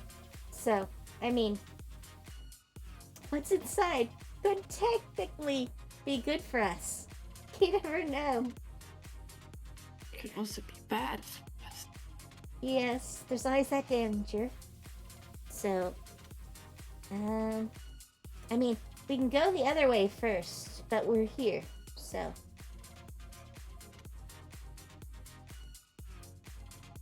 I should probably note, Bashara is a bit of a completionist, so. Any percent speed run? D&D, any percent speed run? I In feel like fact, it's gonna her be flaw bad. is that once she picks a goal, she becomes obsessed with it. So, yeah. That means we might not make it out of here alive. Well, I mean, she'll try to get you out Precisely. alive. She'll try. Precisely. I'll go. We can go for it if you guys want. If I don't think it's a good idea, I'm reluctant. I mean, I'll Does go anyone know first. how to dispel a trap, though? Well, out of character, from what he said, I would expect that the trap was actually already tripped, and we're just seeing, like, an after effect. Mm-hmm. So, there's nothing to dispel. Or rather, like to disarm it to actually open the door. I will say, just saying, because you already did do the spell on it. Why is this place so dark? Why did I choose such a dark area? I will say that it's a lot easier to open the trap, like a trapped door, from the other side. It's like, you know what I mean? Yeah, I got you. Yeah. So you just a few knocks or something of, it would just basically be the equivalent of a stuck door from the other side. I mean, I'm willing to try. And I'll go first. You can all stand behind me. This We isn't an should- accurate representation of the hallway, by the way. It's just it's very quickly. We should try to listen through the door if we can hear anything else. You hear what sounds like a creaking, just a very constant creaking. Maybe there's wind? An old well, maybe? And are we Sure. underground now, though? Like, have we been going down? Yes, you guys are very So underground. they're winded now. Maybe something's tied up in me. It's a very I mean, we won't know constant creaking. until we look. So, I think we have to look. Oh, okay. All right. Sure. So you guys make your way towards the door. What are you gonna Okay. do? Well, How are you guys gonna I'll do it? go to open it. See Okay, if I so can you press your hand. figure out how. Yeah. So just the moment you place your hand on the door, you see the sigil begin to fade slightly, I'm and gonna then take it's that as you as a turn. good sign. Mhm. Gonna take that It as a good starts to. The sign. more you start to open it, the more it starts to sort of turn off, if you will. I'm gonna push the door open a little bit so I can see inside. So you want to peek inside. Roll stealth. Oh great. Oh great. Uh,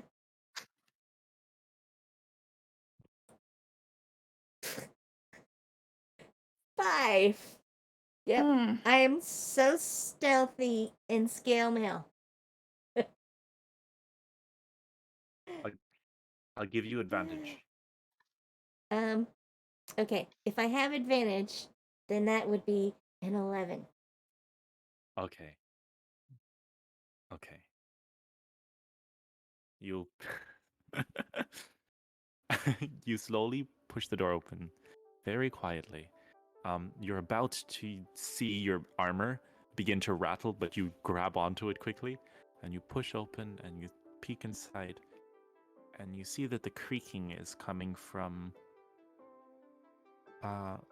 so you see that the room itself looks like some form of old mess hall. However, at the very top of the mess hall, you see something strange. There seems to be a device of some sort, something akin to like a medieval sort of restraining torture device. Oh, that's what you want in a mess hall. Yep. And that's not where the creaking's coming from, because next to it, on what looks like a rocking chair, made of not wood, there seems to be a large figure. They seem to be in what look like ripped robes, black robes, and it just seems to be rocking back and forth on the rocking chair and doesn't see you. And you see occasionally when it moves close, when it sort of rocks forward, you see red beady eyes, about 3 red beady eyes underneath the hood. And it's just rocking back and forth, just creak, creak. Can I close the door? Yep. You Okay. close the door. I'm gonna turn to everyone else and say, so, weird torture rack inside a mess hall, and a very strange, large creature with 3 glowing eyes in a row. So, what do we want to do? What do we want to do? You also, Uh, I will say as well, actually roll perception really quick. I should probably have. Oh, I should have made you roll perception. Like you could have gone in a 1. I'm like, you see nothing. You see nothing strange. Nothing out of the ordinary. I got a 14, Oh. so 14. Okay, you also notice there's no actual exits in that room. okay. It's also not has any other doors, so this is a dead end. and you're sure that it didn't notice you? Didn't seem to. And I mean, if it noticed me, I would think it would get up and come over here, because I opened the door. This is its only way out. So, yeah. How does one miss someone with 3 eyes? But okay, I'll take your word for it. Let's just hope. Let's not go that way. The other way. Let's leave. Okay. Yeah. Okay. That sounds great. I'm just picturing that. If anybody's watching this, and if anyone's willing to draw this, can someone please draw like a freaking comic strip of Kami just opening the door, peeking up, seeing something scary, and just closing this door? Oh, yeah. Nope. She's noping out of there. Just nope. I mean, All right. the 3 glowing eyes. Intimidating. Not the rocking chair. I mean, Man, I thought it was a freaking rocking chair too. God. Someone well, knows their creep. automatically, Yep. my brain says I played made too of much bone. Phasmophobia and horror games. So, yeah, I wasn't really into that either. But, It's not my thing. It's not my thing. All right. So, I will So, say, shuffle you back guys- to the other way. and you guys are going the other way, right? Yep. Yeah. Okay. And so, let me pull up me notes once more. So, what was the rocking chair made of? Not wood. That's it. Just not wood. It's not made of wood. It's not Um, wood. So if it's not made out of wood and it's not going to be made out of metal, because that would It's made out of be bone. really strange. It's got to be Made bone. out of bones. Yep. I was kind of imagining flesh. I But I flesh was wouldn't not. creak though. Yeah. I'm just gonna say that it's okay. We'll say that because Kami got a 14. Um. So there used to be flesh, but Oh, all the flesh oh, that was it's left, oh, basically, oh. think bone, but Uh, covered in jerky no. in Nope. certain areas. No. No. Jerky. Well, it's basically made of jerky. That's great. That's Jerky fine. rocking chair, no. No, it's basically bone with jerky hanging off it. Oh, Has it been Yeah. salted? Has it been salted? Would you like to taste? Would you like to go ask? Okay. With your have you 9 salted your rocking HP, chair, you can man? go in there and check. Yep. If you're not salting your rocking chair, what are you doing with your life? Oh gosh. Just saying, it's not really jerky without salt. Oh, okay. I'll accept defeat on this one. I'll accept defeat on this one. Okay, so. Oh. Why did I do this to you guys? Okay, can you guys roll a dexterity saving throw? As you're Okay. walking down the other Aw. Why did I do this to you guys? That's mean. We clearly picked the wrong path. No, this such oh. Should I do dangerous sense? Go or ahead just and ignore sign it? my gravestone now. Yes, here Yep. you get dangerous. Add me to the You get- list. What did you get? 7. Okay, and Leon gets 2. I didn't even mean to roll that one, but if I get dangerous sense, then I'll roll Oh, okay. 2 or 12. Okay. Oh boy. Let's see, it's 12 or so that'd be 11.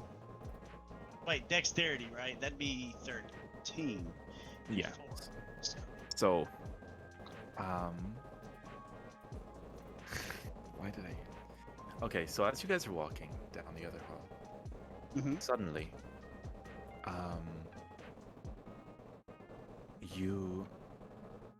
you all step forward, and Leon, you're able to notice very quickly that your footing is really off, so you pull back very quickly. However, the other two continue forward, and as they do, they realize that the floor ahead is incredibly steep and covered in a very a viscous lubricant. Oh no. And Oh, between yeah. the two, Can I cast prestidigitation while I'm sliding to stop myself from sliding Sure. and cleaning the liquid off? sure, Both under me and Kami. Let's go. sure. I will also add that you got a nap one. Yep, So this is as you guys are sliding straight down, Neff casts prestidigitation slightly ahead. So you guys, your descent is slowed by friction, much to the discomfort that caused. Oh. However, by the time you guys hit the ground, it's not too bad, except Neff, you do take some damage because you were Yeah. you didn't really have anything to break your fall, so you take a D4 damage.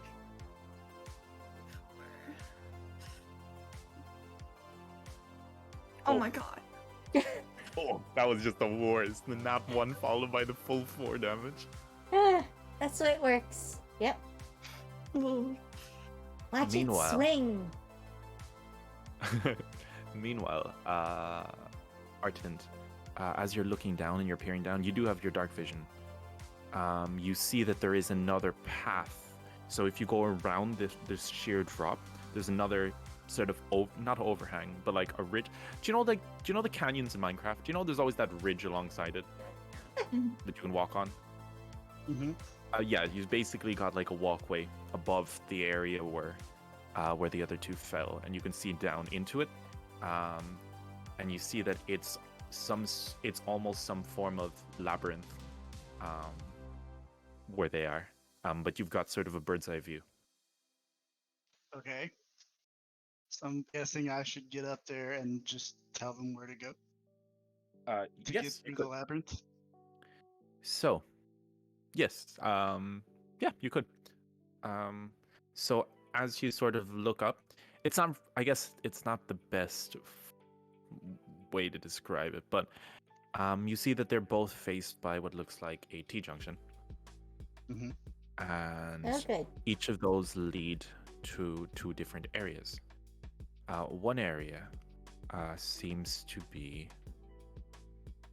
It's upon closer inspection. Actually, let's be evil. No. Artin, I want you to roll 2 perception checks, one for each of those areas. This is fun. This is fun.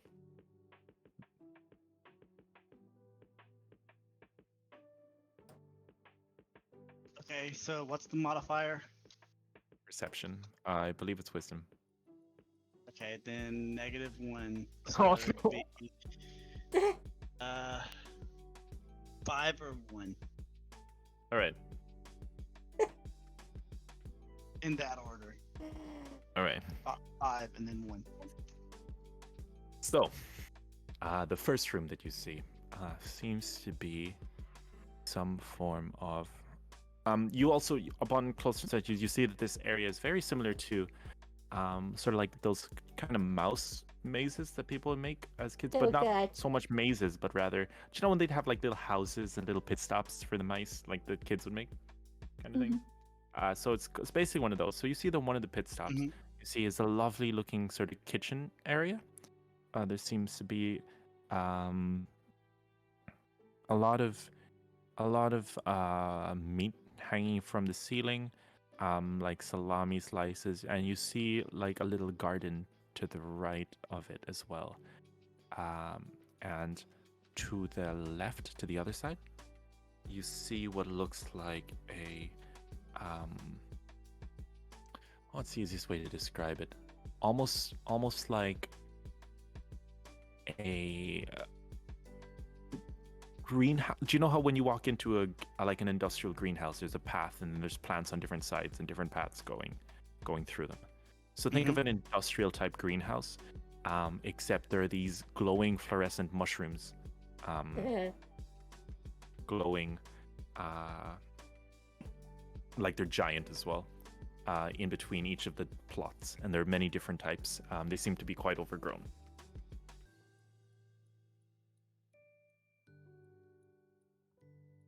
And that's what you see in the two different rooms. The shroom factory.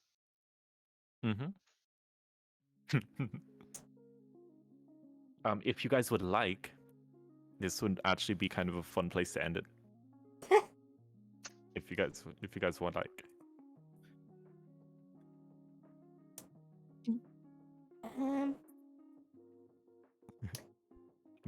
That's like a weak attention. Or unless you guys would like to unless you guys want to decide where you want to go first. That works too. I mean, meat sounds scary. Because how do you get meat down here?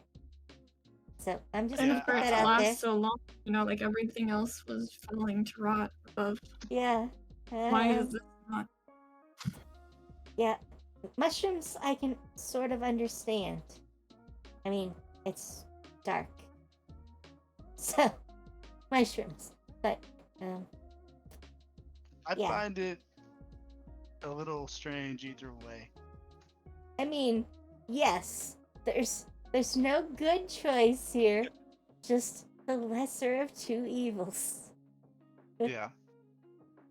By the way, I also want to add, this wasn't the evil path. The evil path was far worse. It was less psychological horror and more "I hate you, Fray." Is it too early to ask details? After you guys, if you guys want to decide on where to go and we wrap up the thing, then I can divulge. I should check and see what my roommate has done for food.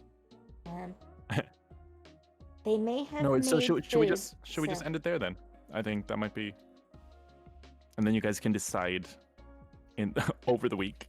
Which way I you feel guys like go? we should because mainly you and your exams and stuff, and it's already almost 1 o'clock. Yeah. Yeah. I do need to. I do have a day to study for my hardest exam. Okay. I'm neutral.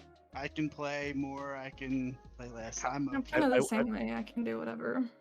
But having mean- said that, I'm probably not going to be sleeping anyway. It's just from my own standard. But like either way, I don't think we'd have time to, and it wouldn't be nice to start a room halfway. So if you guys want, we can choose one room or the other, and I don't mind. But I definitely don't think we have time to actually complete the entire room because these are big encounters.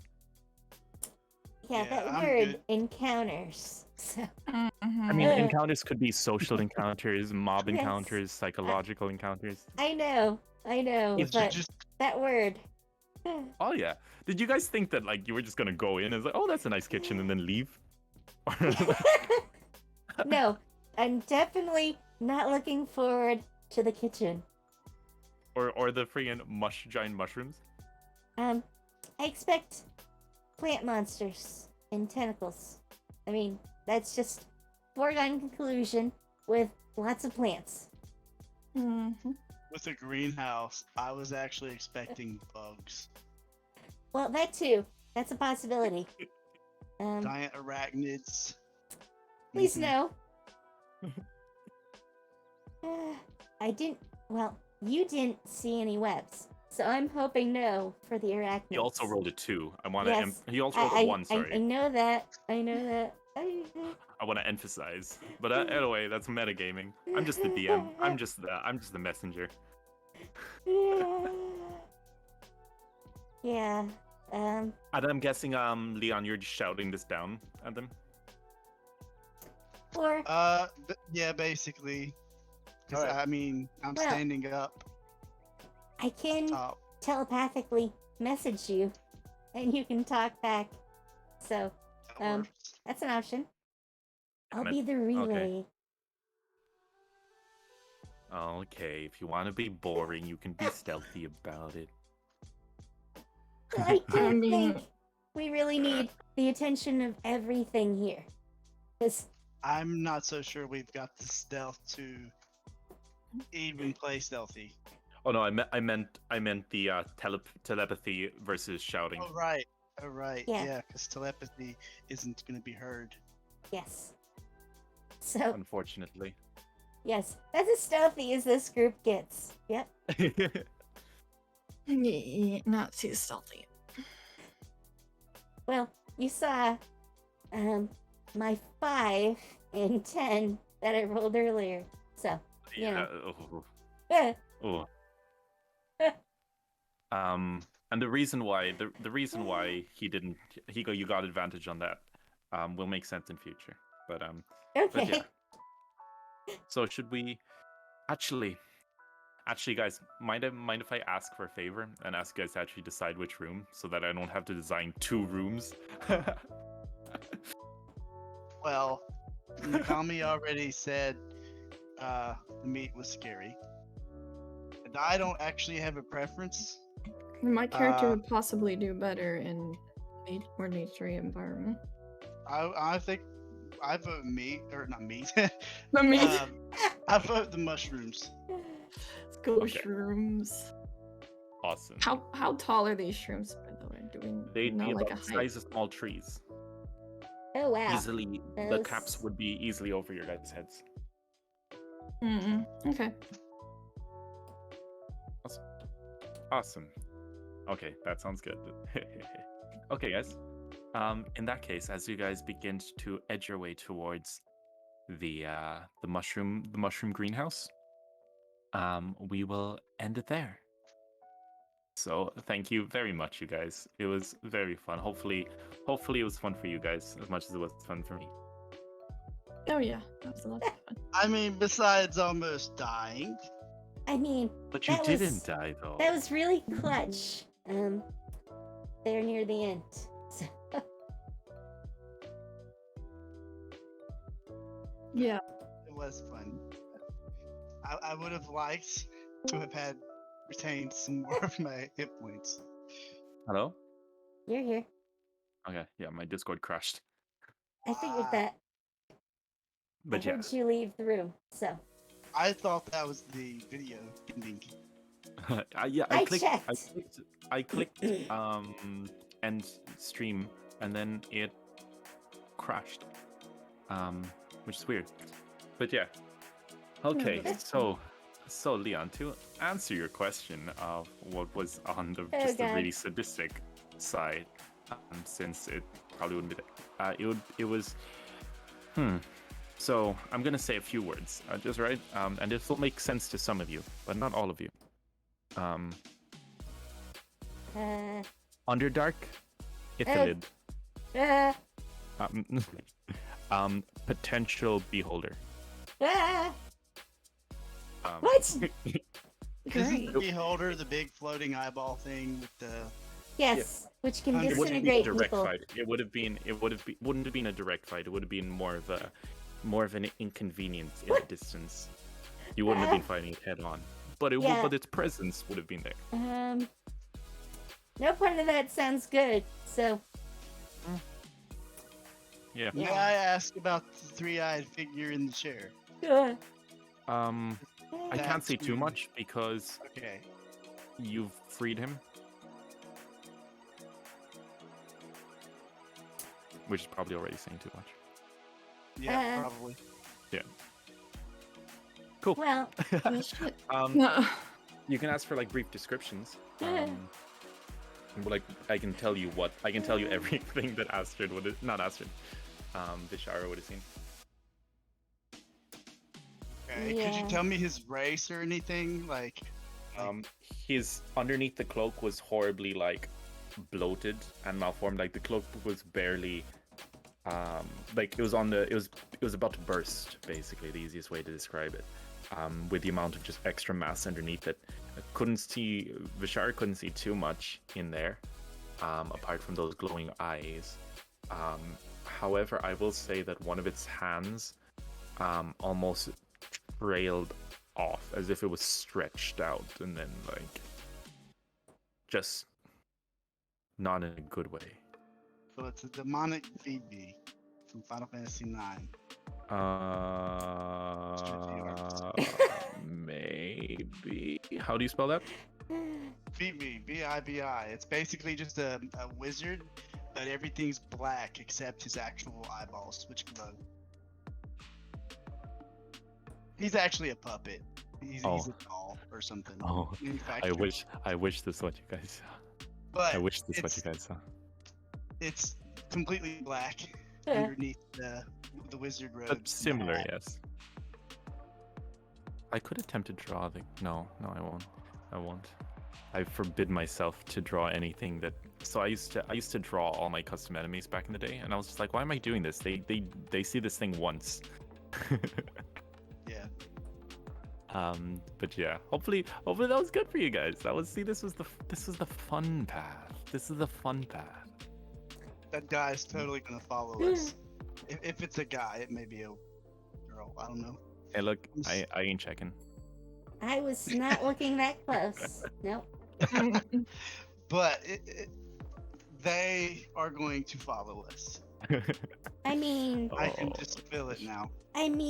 if we can find the source of the problem and deal with it, maybe it will help. Maybe. So yeah, guys, welcome to the Temple of the Goddess of Joy. Yes, the very twisted version of her temple. Yeah, this is kind of this is my element. This genre right here. This is my element. In case you guys hadn't noticed. In other words, you were the little boy that never got picked. Yeah, I was 100%. Like It's I your only came payback. alive in university, but before that I was. Oh, I can't make this joke around. Oh, I was the quiet boy in the back of the class who I hated don't blame everybody. you. I was too. Oh yeah, the best. All the best people are. Okay. But yeah, yeah. Well, on the bright side, now I just channel it all into D&D. Isn't that great? Sure. Yeah. We've actually, the party did really well. To be honest, that was actually a very difficult fight. I mean, I know Arton nearly died, but he didn't die. I should No. have raged. Yeah, I was you can gonna only suggest that, but you can only rage twice though. I will. Yeah, that's Yes. why I didn't, because I Yeah. didn't want to end up encountering something worse later. Yeah. yeah. Well, And if that it was was why just I a, didn't say anything. So it was just I was. a mesh of teeth. I wasn't as scared as I was with like the werewolf. Until it actually hit one of its attacks. Oh, yeah, Yeah. yeah. But Until that's the that thing is one- its attack only has like +2 modifier, so it's actually very hard to hit. But when it does hit, it's kind of Yeah. pretty bad. The main problem with the Mouther is that it's a Mhm. ton of HP. A ton of Mhm. HP. A ton of HP and the actual gibbering every turn, Well, yeah. which is I really mean- bad if it can get in the wrong places. Having multi-attack at level 2 is crazy. It's fun. But the second attack, it's only bite and then blinding spit, and blinding Yeah. spit doesn't actually have any damage. Yeah. But it's really good for it's got a bunch of just crowd control ability, and that's what I love about it. It's just like it's one of those enemies that does actually scale well if you've got a big party. You can just throw it at them and someone's gonna kill someone else by accident. Yeah, I mean, we're sort of weak on the damage department. Generally, Yeah. anyways. You guys are very, very bursty. Like if Arton rages, Astrid uses all of her spells, and then Well, it's mostly either Toll the Dead or Warhammer. Because, I don't even Yeah. think I have an attack spell, to be honest. I think didn't you have Um, like a ray of something? I was looking at that earlier, but I've got Thunderclap, but yeah, you have Oh, Thunderclap. I think That's your that's the only only- damaging. Yeah, That that's I your have. only damaging ability. Well, And it's a bit collateral damagey. Yeah, that's why I haven't used it. Can I ask Yeah. about the reckless attack? Yes. It says here that I have a reckless attack. It's advantage on attacks using strength, but I also have advantage against me as well. On, Yes. the You attacks I have- receive. yeah, Mhm. you get well, anyone attacking you gets advantage, but you also get advantage. So it's a trade-off.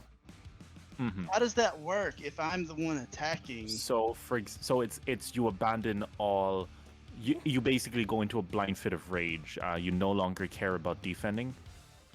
You basically all you care about is attacking. So it's like when you swing wildly in fencing, and I just stretch my arm out and stab you. Yeah, but doesn't that only work if they can attack, like while I attack? Like, So we have to it's attack at the In same time. game terms, it sort of happens like that. So, yeah, your attack happens, and I believe each turn is what it's like. Each round is 18 seconds. So your attack happens. 6 seconds. 6 and seconds. 6 seconds. Yeah. Each round is 6 seconds. Yes. Because Ooh, 10 okay. rounds is a minute. So, Okay.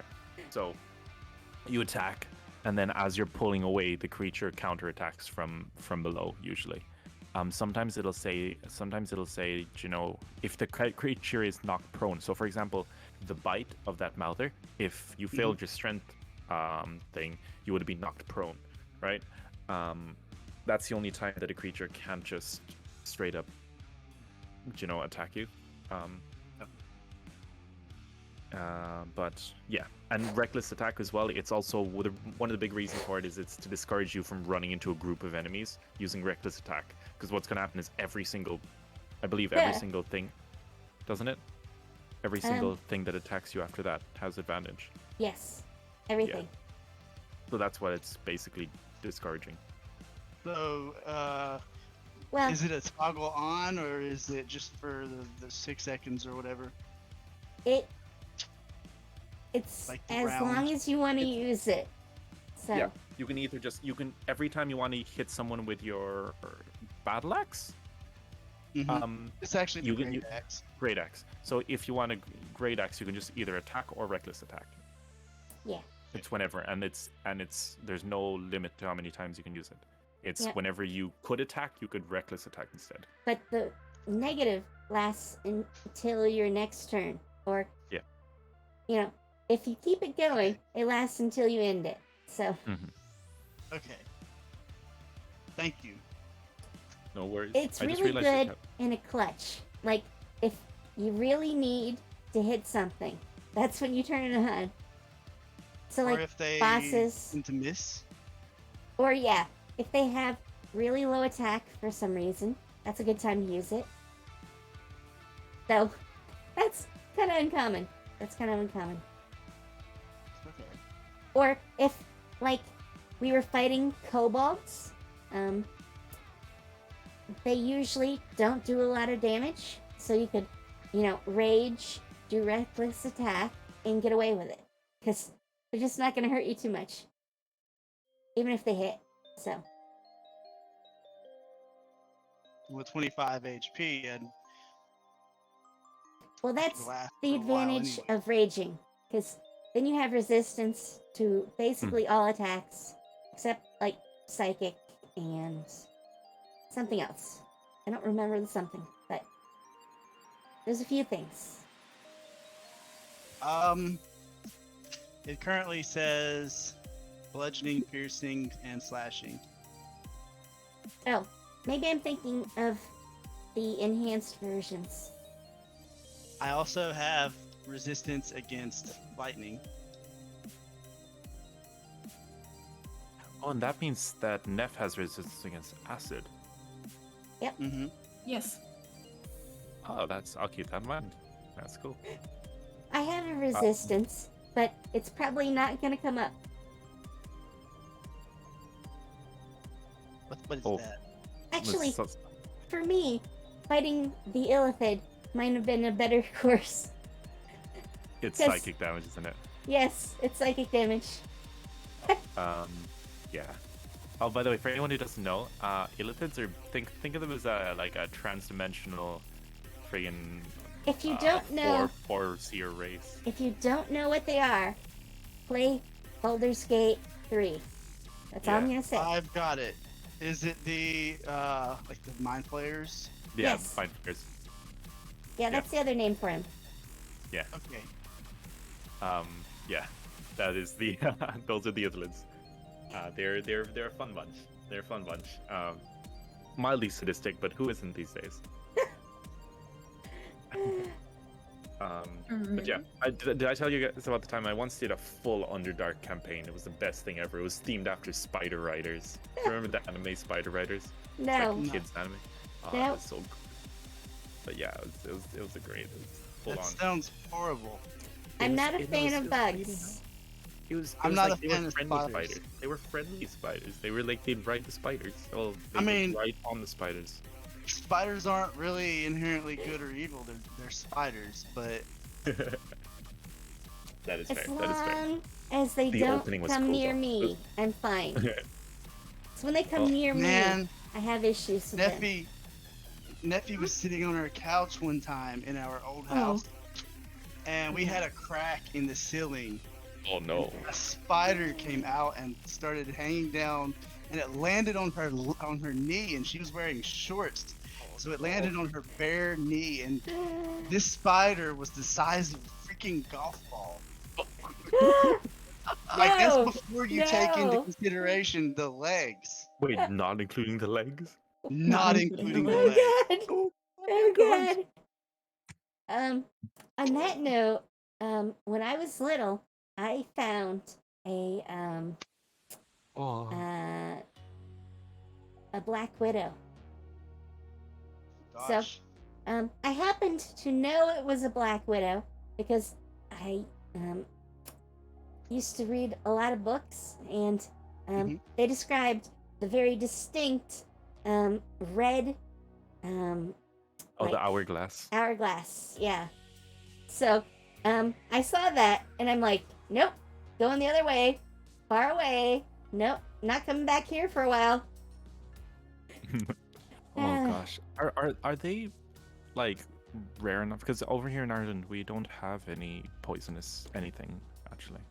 So Um, like I could never imagine living in a country that has like things in the grass that could. I have Funny. never Australia. seen another Yeah, of them. definitely not. Oh, I've okay. never I've seen another of them. seen- So I've seen them dozens of times. Oh, Would they walk into your house, or would they be more like outdoors? They can be literally anywhere. Where Oh, I that's live. horrifying. Yeah, I mean, Oh no. I Well, saw them in I trees. can't even imagine. You guys have but- snakes too, don't you? Oh yeah. I mean, some. Depends on where you I live. had to behead one the other day. Oh, Well, I say the other day, but like, it's actually been several months now. that's My, horrifying. my stupid dog decided she was gonna be like, oh, there's a snake. I'm gonna, arf, you there, I see you, and just got up all in its face, just being a dog. And the snake got pissed off and reared its head back, opened up, hissed, and was like looking for its opportunity to strike. And I didn't want to kill it, but Yeah, but it was either the snake or the dog. yeah. So Yeah, I that's just fair. took the shovel and went clink, and Wolf. then it kind of, yeah. Yeah. And I That's felt fair. kind of bad too because Actually, I love animals. here's a Like, crazy story for you. Usually around here, we mostly get like gardener snakes because they don't do so well in the cold, and it's cold for a good part Mhm. of the year here. So, usually we don't get bigger snakes, but I saw the craziest thing I've ever seen. I'm not sure what exactly happened, but I'm going to this guy's store because at the time I was delivering stuff, so I'm crossing through his yard, and all of a sudden a snake jumps up into the air and lands on the ground. Like, oddly, it wasn't like the snake did it. So you look closer and you notice this bug has this dead snake in its mouth, and it had jumped and took the snake with it. That's horrifying. Yes! Yes! I'm not sure what it was, but I did not want to look closer. No. That's what we call the final boss. I mean, this insect is definitely not larger than the snake. It was smaller, but it was crazy strong because it just picked up the entire snake and jumped with it. It's like Ike girl, we heading out. Oh my gosh. Okay, guys, I should probably get to bed. Yes. Thank you guys. Thank you everyone for being awesome. And I wish you all an amazing day. Yeah, you as well. Thank you. That was fun. Have Thank fun. you. I'm glad to hear that. Good night, everybody. Good night. See ya. And I need food. Let's go eat. Yep. Need to look for food. Have fun. Take care. Thank you. Have a good night, Kami. Yep. Okay. Okay. So, I am gonna find somewhere cozy to leave you guys while I go make something to eat at really late. Really late. So I think I'm gonna send everyone over to Manami's stream, and it'll be nice and cozy. I'm not sure what she's doing, but we'll find out. We'll find out.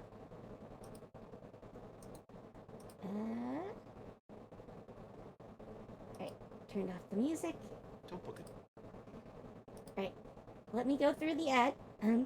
So, I hope you guys enjoyed. We'll be back next week. Myself, I have another D&D game. This one I'm running. It's going to be my Celestia test crew, and that's on Wednesday night. So, it should be lots of fun. It's going to be their first time adventuring, but they're level 3, so a little bit higher than us. So, I hope you guys have fun. Take care. See you later. Bye. I'm gonna gonna see about moving Bowed his head apologetically. her over to it. Okay, listen. She looked at Benina and Clara, who were still holding her. She arms can jump behind farther her than. back. Oh my Not god! resisting because Back, how this looks from back, your perspective. back! I get it. Nanami wants to take a No. deep breath.